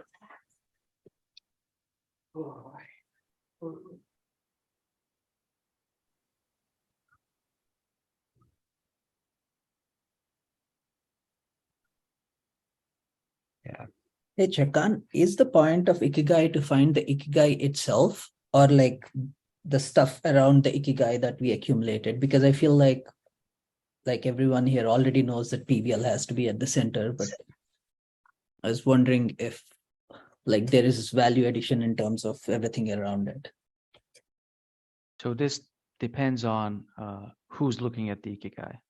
So if it's James looking at the Ikigai, James already knows the Ikigai, PBL is at the center. Maybe he's got a few ideas, around the few of the things that he saw. If it's somebody entirely new looking at this, it's going to bring them value to look at the center, but then also exploring the outside as well, because there's some ideas there. But it's more a thinking tool to me. It gets us thinking about these things, and it gets us thinking about the connections between these things. And it's also something that is not static. So this changes over time, and that's an important part of it. Because it changes over time, it evolves over time. It can help us identify what's that next step. It can help us identify what our community cares about in the case of the organizational Ikigai. So I wouldn't just take it as like, let's take a look at the middle. Like what we put in the middle is all up for debate. We just did one workshop, and if we had asked different questions, different things would be at the middle. So there are no correct answers. It's all about thinking and making those connections. I think another thing with Ikigai, which because I've used it before personally, is to figure out actually what is on the edges. Because it's very interesting sometimes to see what you shouldn't focus on, even though you put it on this board. The reality is it's you shouldn't prioritize it. The best part of the Ikigai, it gives you a moment of space to think what you are doing. And this is the most important part. It's not about the answers, actually. It's about the thinking part, philosophical thinking.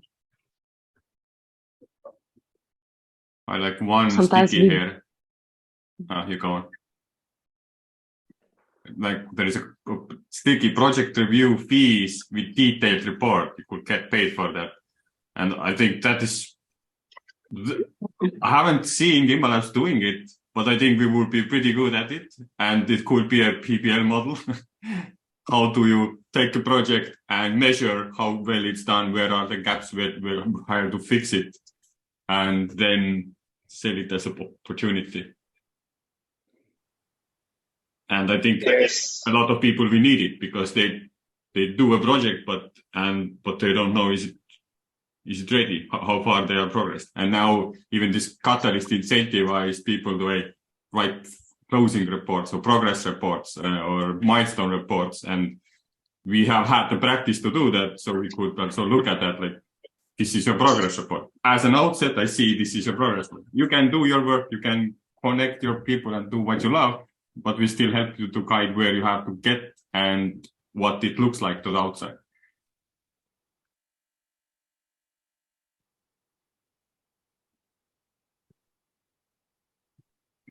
I think that's one of the key things about Ikigai. If we figure out what the good guiding questions are, things like this can pop up that we haven't really thought about before, but maybe we should be doing. That may be one of the key value drivers of organizational Ikigai.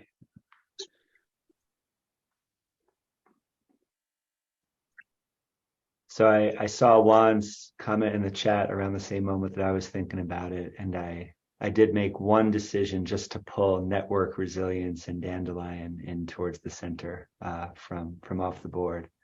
They didn't pass the voting stage, but that kind of illustrates the work ahead, right? One of our jobs is to show people why network resilience doesn't matter.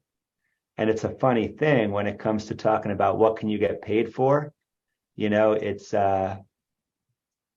possible that we might never get paid for providing dandelion, but we will quietly ensure that people don't lose money catastrophically. So I don't know if the Ikigai gives space for concepts like that. How do we prevent damage that we're aware is possible?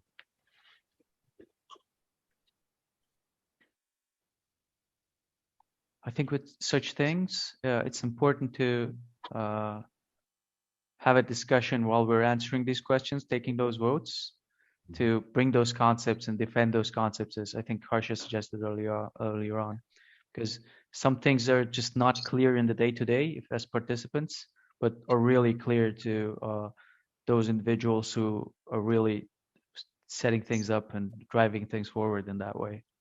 I think there needs to be some component of this workshop or this idea that kind of allows for those things to happen. That is very good feedback that we're going to be incorporating. No, I really like the way you said that though, because watching the deeper conversation about this becomes a learning opportunity. And if there was enough space for the conversation, some people might be able to say, oh, okay, now I can see why the world needs that. Or I hadn't thought of that as an opportunity to make a profit before, but now I'm starting to see it that way. So, and obviously this was the lightning version of this. But I can totally, this workshop could easily happen over three different sessions with a week in between. And that time to think in between is obviously really valuable. And I also think it's a good, since Gimbalab has like season 1, season 2, I think it's a good thing to do in the beginning of the season. And Yes. So doing this in Playground at least once a year, can we just promise to do that for as long as we know each other? Once a year? Come on. That's once per season. Minimum. What's our goal here? When did Dandelion? Quarterly. Weekly? Weekly. Let's do a weekly. What is recommended? We're gonna get sick of Ikigai. Weekly guy. Ikigai again.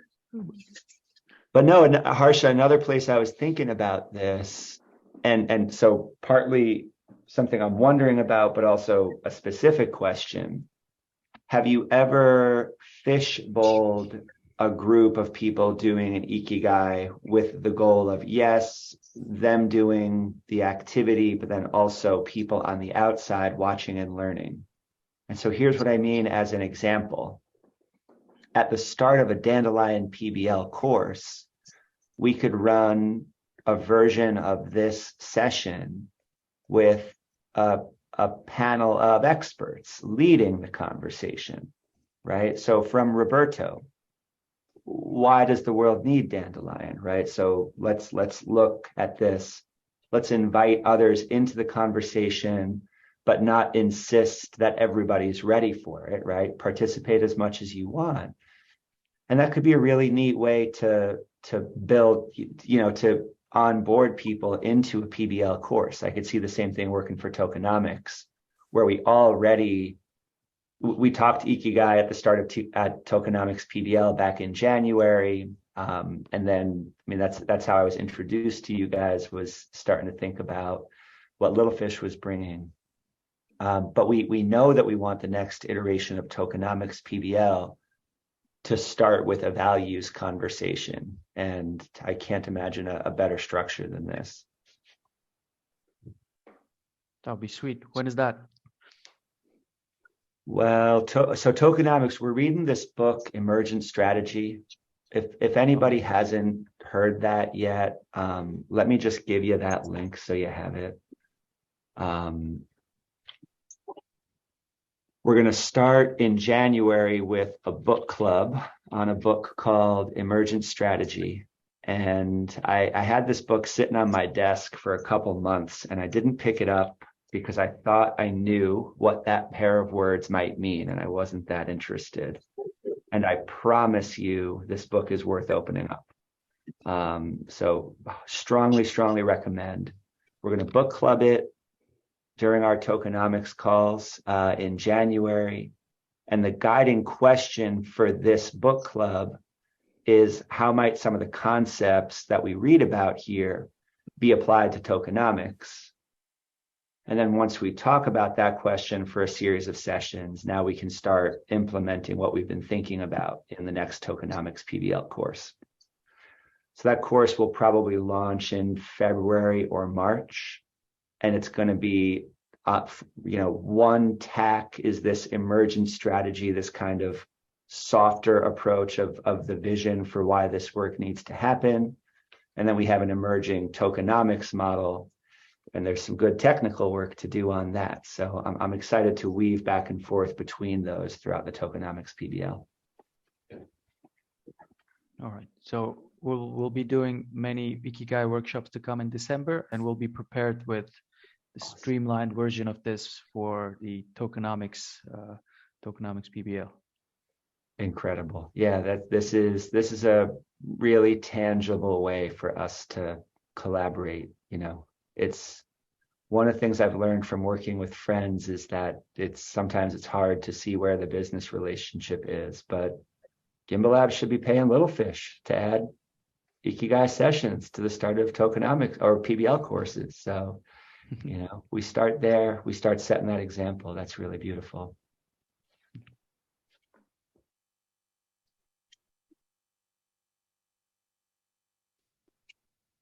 I think there's also an opportunity because like Littlefish also has a token engineering cohort that we just learn and do that. I think it'd be a good idea once in a while at least to just like see, oh, we learned this, let's discuss together. Absolutely. Yep.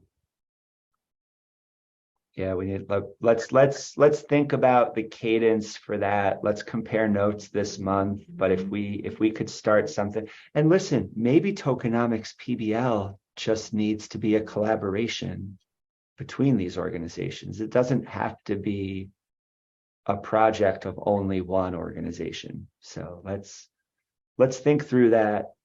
Do pick up this book if you can. I've been through the token engineering commons stuff. I've read books by Ethereum people about tokenomics, and I've always felt like I'm not seeing the whole picture of the possibility. And I picked up this book and I was like, that's why I felt like I couldn't see it all. Like this is the part that was missing. And we're going to get this author, Adrienne Marie Brown. I can't wait to start begging her to come visit us. So I think she has to come to Playground and join us, and I think we can talk her into it. Oh, after you said it with such passion, I'm definitely gonna pick up that book. Just added it to the notes. You will already send it. Yeah. It's in the chat. By the way, yes. Look at it. It's on IPFS. IPFS, nice. Anthony, thank you. It's good to hear your voice, man. Hope to see you soon. I'm still playing catch up from last week, but just to share a couple of closing thoughts, and I want to give everybody else the chance to do the same. First of all, Steve said earlier, he was like, look, we were making a comment. Chakan said something about this taking longer than you thought, and Steve made a crack about, look, this is a community in action. And I can't help thinking at times like this, all of us sitting here, all of us, if my visions come true, are going to be leading this workshop and other workshops like it for rooms full of people for years to come. And we're going to daydream about when we were just hanging out together. So I'm soaking up your company right now because I'm going to be missing you all when I'm trying to run this workshop in some town hall somewhere with a band of people who are really skeptical about it. But that's where we're going. That's where we have to envision ourselves. We do this for practice because we got some really hard work ahead. So thanks. And also on that note, one of the things that came through so loud and clear from the summit last week was how many people there could be doing anything but are choosing to spend their time here. And I said it to Chakan at some point. I want us to rebrand Cardano as the blockchain for people who actually like other people. And the more I say it to myself, I'm like, it's so true though. Like I've been to these other conferences for other chains, and I've seen how people operate and what their motives are. And it's clear that there are sociopaths out there, it's crazy. I mean, not that that's news. I shouldn't act surprised about that. But this, we have something here, the way this group of people actually cares about humans, and all of us could quit tomorrow and go do effective work in our communities. But for some reason, we're sticking around here. So stay strong through these lean times. It means a lot that we've built this up together. I think this filter is very valuable, James. Just and I think I kind of see people realizing it in the Twitter space crowd. Like if you look at people with that filter awareness of like what's person's orientation to be in the Cardano space, and it's it's like oil and water, and it's not like they're not mixed, right? You can mix vinegar and oil and it tastes pretty good, and we definitely got some vinegar in the Cardano ecosystem. It's not all well lubricated, but it's helpful for everybody on both sides of that, right? Because who you should be working with, right? We don't have VCs coming to Gimbalabs anymore, right? Because they know that we're not interested in what they do just by the way that we speak, just by what we're focused on, and we know the same about them, and I think that's just really, really interesting. It's what has me curious about the future. And I may have offended Newman, but I was the one who put up the thing about being able to justifiably be smug in the future. It's like we'll see how it works out. But if we maintain this kind of focus, and work for these reasons, I think that we'll be very successful, and it will feel good. Whether you think being smug is a negative attitude or not, it's going to fucking feel good to be successful at this, right? Because like for me, as I've seen the degradation of United States society over the course of my lifetime, I without understanding, without having the vocabulary and the words and the understanding when I was in my 20s and 30s, I always felt like, hey, this is not the world I want to be in. This is not how I want to spend my time. And I've always kind of been criticized and therefore sensitive about the choices I've made in my life, because I can't justify them based on the way that I was raised or based on the way society thinks smart is. But I've always felt very sane. I mean, to me, the way it's been going has just been crazy. Why would anybody think this is a good idea? How can you be alive in I'll say American society for 20 years and see the same plots used to manipulate our emotions over and over and over in a rhythmic pattern, right? It's cyclical. And it could just as easily have gone another way. And this is the possibility to make it another way. It's the only one I've seen.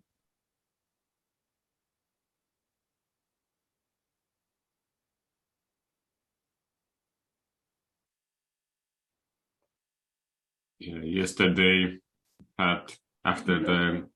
still in the Ikigai party, we were with like 1 hour, like third hour into that call, and then we were talking about, okay, what other things, like it's great what we are building here and how this community is like getting stronger and stronger, but then we also had this another perspective into there are other huge powers which are like raising like these centralized national groups which are doing their own decision and blocking all this information. So like how far can we scale before we have to make our own like ties stronger in order to make sure and resist all of these challenges which will come? Right now, our challenges are in the GitHub or in the documentation or small areas, but if they escape our bubble and meet the other big consortiums, then the challenges will be much larger than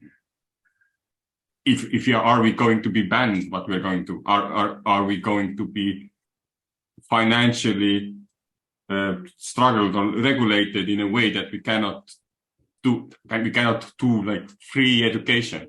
Maybe that's going to be taxed, and that's going to be not cool at all. So there are other things which we need to be aware of. And sometimes I do not like to kind of go out with a bang and say, hey, we are here, we're doing great things. We're still building, but this is where we are directed towards.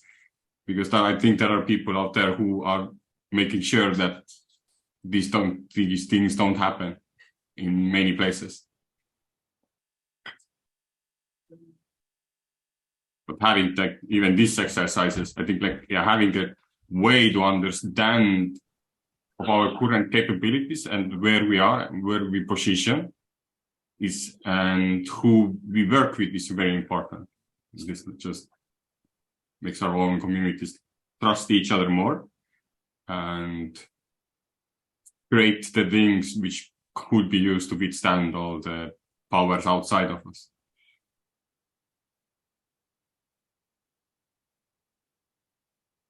When you talk about powers beyond us, and I know that one thing we all have to think about is how do we talk about the way we collaborate. I've been thinking a lot about leverage lately, right? So obviously the industrial and first information revolutions were all about how could the smallest possible group of people leverage the work of the largest possible group of people. Whether that was in terms of factory workers or social media users, that's what we've seen. And this is the work that we're trying to undo right now. And this is really among, I could make a list of the ways I see alignment. I think just in our ways of being and all that, like we have a lot of alignment between us. But I think these two organizations in a special way are rethinking leverage. Right? We want to build a tokenomics where there's a one-to-one relationship between work that gets done and the rewards for that work. We don't want to create another mess of leveraged financial instruments. We know where that gets us. We know where it got us in 2008. We know where it got us 2 weeks ago, and it's going to keep happening. But we have this opportunity to kind of move beyond those models. And there's other organizations who could be sitting with us right now, Littlefish and Gimbalabs, or could become competitors. And I have ways of, I've been trying to think about like, why does it just feel different talking to this team or that team? And what I'm starting to recognize is it comes down to the way they think about leverage. Is this a group of people leveraging the tools of Web3 to take advantage of something on someone else's behalf? Is this a group of people who are trying to leverage influence so that they don't really have to build the tools, for example, right? And the list could go on. But it's become really helpful, and I want to get better at thinking about what thought prompts we can put out into the world to poke other people and to make them think about these things. But I encourage y'all, like, let's start there. If we want to think about what is a common thread, we are trying to balance levers that have been out of whack for centuries. So, James, I think to speak to that, to look at a different model from this leveraging, which is really based on scarcity, is to, we were talking about getting paid or something 15 or 20 minutes ago, and it's like, so I think of the ultimate commons are the humans and the time that we all have, right? So, I feel like to think about an alternative model is to say, we want everyone compensated for their time right now and capturing value that they don't have to liquidate or gamble with in order to really take care of themselves, right? That is, you get compensated for your time in building right now, and what you get in return is something that's growing in value, beyond whatever your compensation needs are. And I think that can be a lot more efficiently expressed.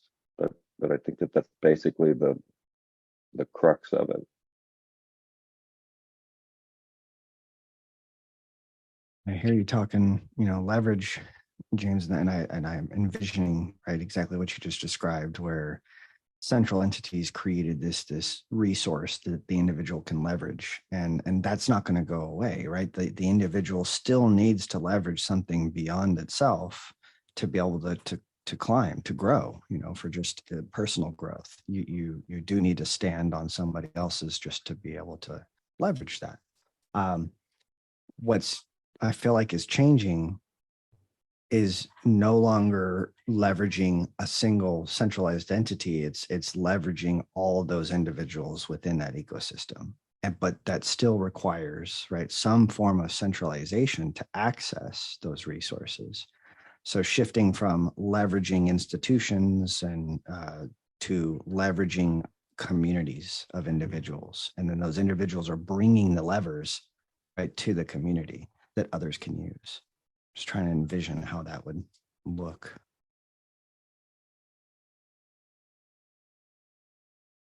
Actually, this just Gimbalabs reminds of what James just said, reminds me of a lot of about Bitcoin, just because it's basically proof of work. You put in work, not like the Bitcoin proof of work, but you're actually putting in work. And I don't know how Gimbalabs tokenomics work, but if you put in work, if coins get minted and get paid, then I think it makes a lot of sense just to balance out the coins. We probably talked about that at that first playground meeting that Steve was talking about, reclaiming the term proof of work. That's let's keep going on that. Nah, let's get back to proof of contribution. Contribution, commitment. Somebody said, I think Frederick said proof of commitment on stage last week. And I was like, yep. Speaking of things to leverage, let's just leverage that term. And if you commit to something, you should be a decision maker. You should profit from that. Action, guys. Yeah, now it's like proof of commitment versus proof of action. Let's see. Yeah. Yeah, but we have to be careful not to spread too thin, because then the impact we make is not thick enough to make an impact. Yeah. I really agree, because if you're doing the same work, the impact is it is visible if it's the same word used. So yeah, I agree with you a lot. There has been a slight discussion bubbling up in Swarm about let's make more tokens. But it was like, I don't want to have a Swarm token, but what I realized, what Gimbalabs made us do was to collect data and organize it. But now we can do a paper trail of any tokens, let's make a skill token of this, and these are the requirements, and then you just query entire data set and see how much tokens it will create. And then we see, do we want to have a dev token or a facilitation token, support token, onboarding token, and all of this. And then if that makes sense, we can just not use chain at all at once. It just requires time and thinking and talking. And then, that's one area of already tokenizing the things we do. But the hardest part is to capture the things we do. The tools are not still there yet. And the practice of taking notes or describing what do you do, what was the 10 last hours you did, is a very hard thing to kind of practice into, and takes time. And then also to standardize it, it's different individuals see the value in different things. And so and for the activities, what one does, he describes it a different way. So it's that kind of, again, a learning curve there. I've been doing a lot of thinking lately on revenue share models and creating a governance token that oversees that revenue share model. But it sounds very similar to just what you described, Tivo, where, okay, you have a dev token, you have a blah, blah, blah, but that's a DAO.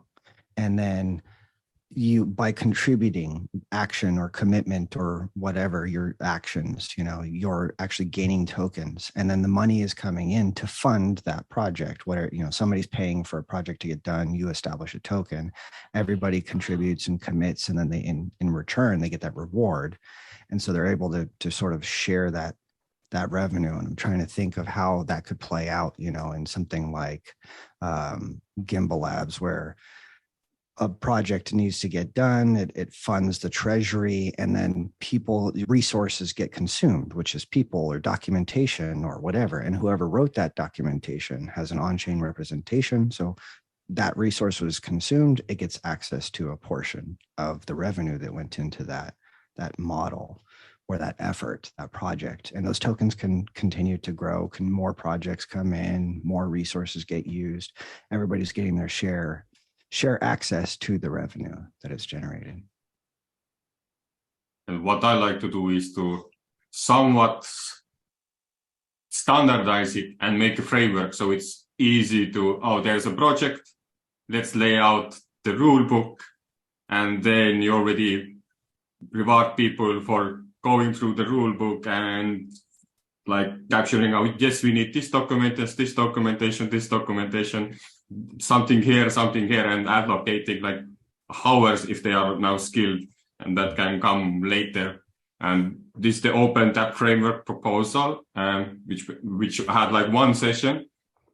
I'm trying to do that proposal with them, like every minute is counted for where the time went, leveraging Dwork, leveraging the Gimbal, the way we used Gimbals, and then also Swarm, the treasury tools, so that I have some automation there, and then it turns into data also on chain, and then for usual to actually look like.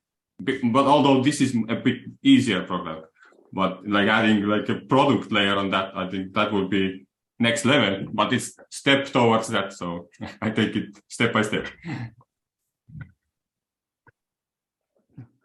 Coming out of this conversation for me is, and yesterday with the Littlefish anniversary, is we got a great thing going in this Catalyst community with all these great communities building on top, and we're trying to build something different than what exists out there and what exists on some of the other chains. And we're trying to build it so that the system kind of changes. And we're all pulling threads from different sides, and we need to be collaborating better. So coming back to that original point, I think James made about this thing's going to grow, and we're going to run a lot of workshops. And what we need to be doing is we need to figure it out between each other.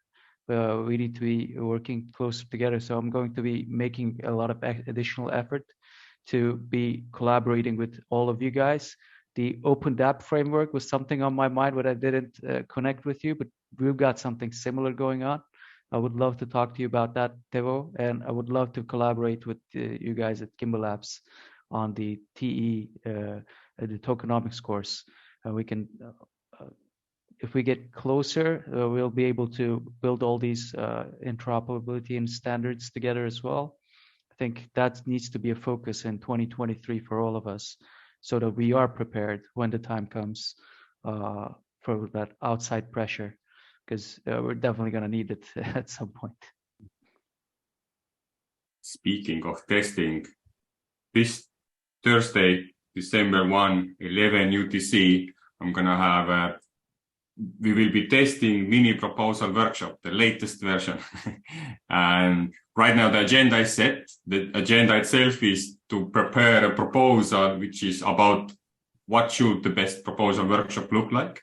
But we already kind of using the model of like answering the question how to do the proposals. like this, I don't know how many of you know, there's like chapters of role management solutions, stakeholding, KPIs, and have like another go at reinventing what would you need to write in proposal in order to, because I think we should be at the stage where most of the proposals in Catalyst should be 5 stars. Like we have had so much practice how to write good proposals, but we need to get to that stage that now everybody gets to this like equal understanding what is a good proposal. Next step is now which is most impactful, and that's like the much harder thing to do. But it's not just about just Catalyst proposals. It's anything you propose to any project, any innovation fund, any team. It helps to understand the scope of your work and like plan it ahead and understand.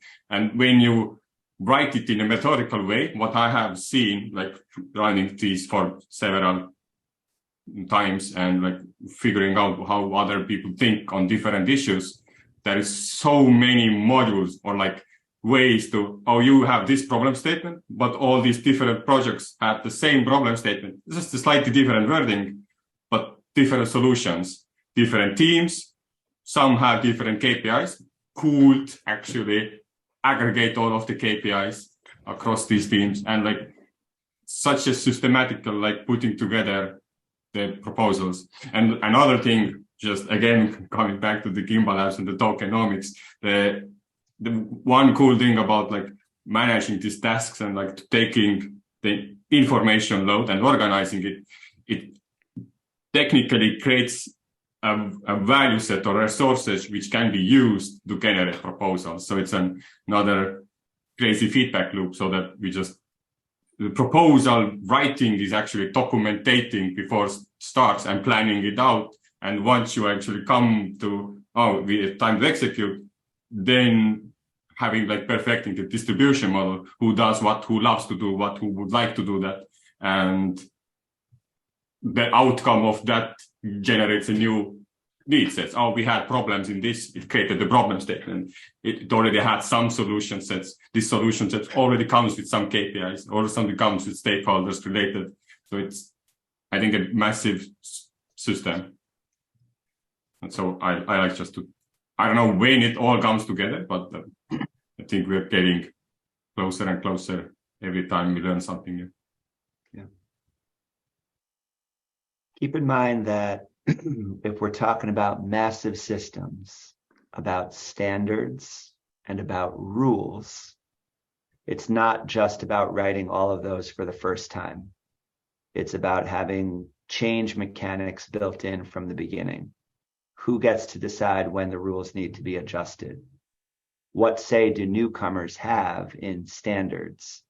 And is the system forkable, right? So these are, we're going to have the urge, we all are already, to codify and centralize and solidify. And it's on us to make sure that there are escape buttons for people. I love how Demeter Run has the escape, the eject button. Use our system for as long as you need it to learn how these tools work. When you're ready, press the eject button and take the solution you learned how to build with you. We have to provide solutions like that. And it doesn't make economic sense to do so. So it's going to continue to be hard, right? But where it does make sense is when the networks grow more resilient, right? So it feels like a hit to profit in the short term, but it ensures that the things we build are going to last a long time.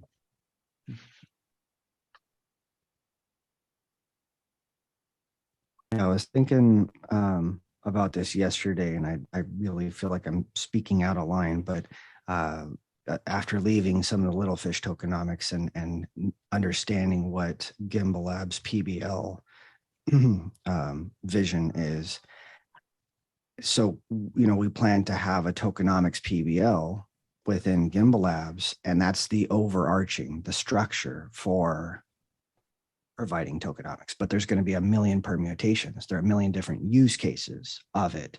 And we can't account for it all. Like Tivo's talking about, you kind of can't cover it all. Whereas Littlefish has a use case. It has a project. Could we potentially, so we have the tokenomics PBL, which is the overarching guiding the structures. What are the questions that need to be addressed? What are the categorical, transitions? And then implement that with Littlefish's use case. And then that becomes a PBL.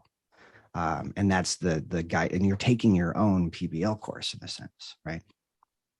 But then like you're saying, it's deplorable. You can copy it and then paste it, but this is Littlefish's use case with its perspectives and its intended goals. But Tivo, what you explained is like that I loved it. That was very integrated and explained what I was kind of thinking in more detail.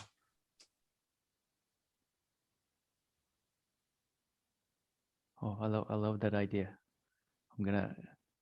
Do you have the recordings of the PBL sessions that I can go back and watch? Oh yeah, all the live coding sessions are up, and the course helps.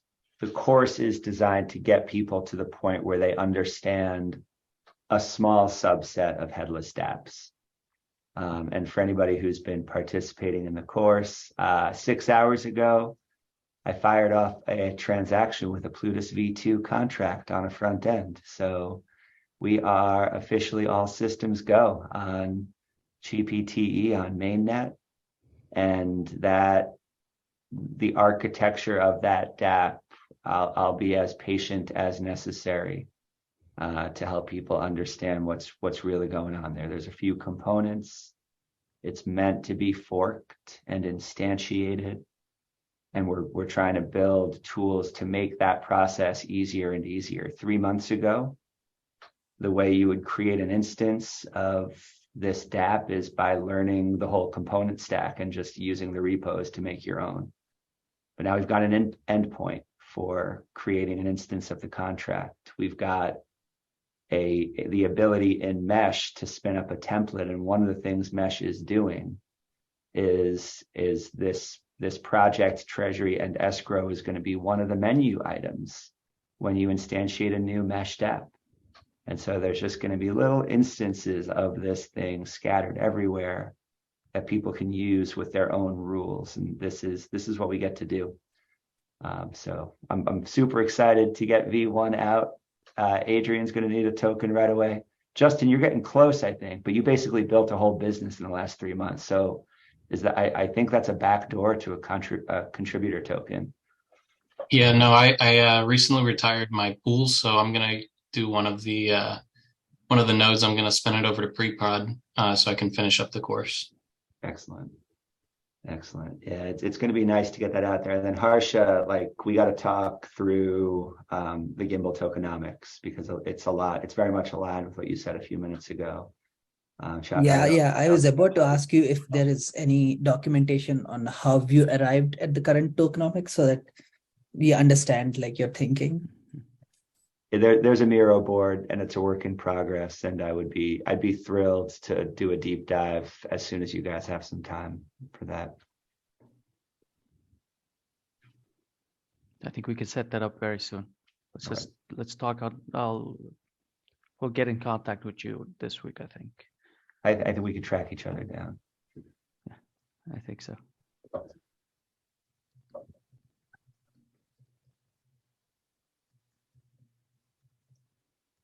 Oh, but I guess that was the one PBL agenda for the day. Juan and Curtis, you guys happy moving forward with the animation from a few weeks back as the visual for the token, the contributor token?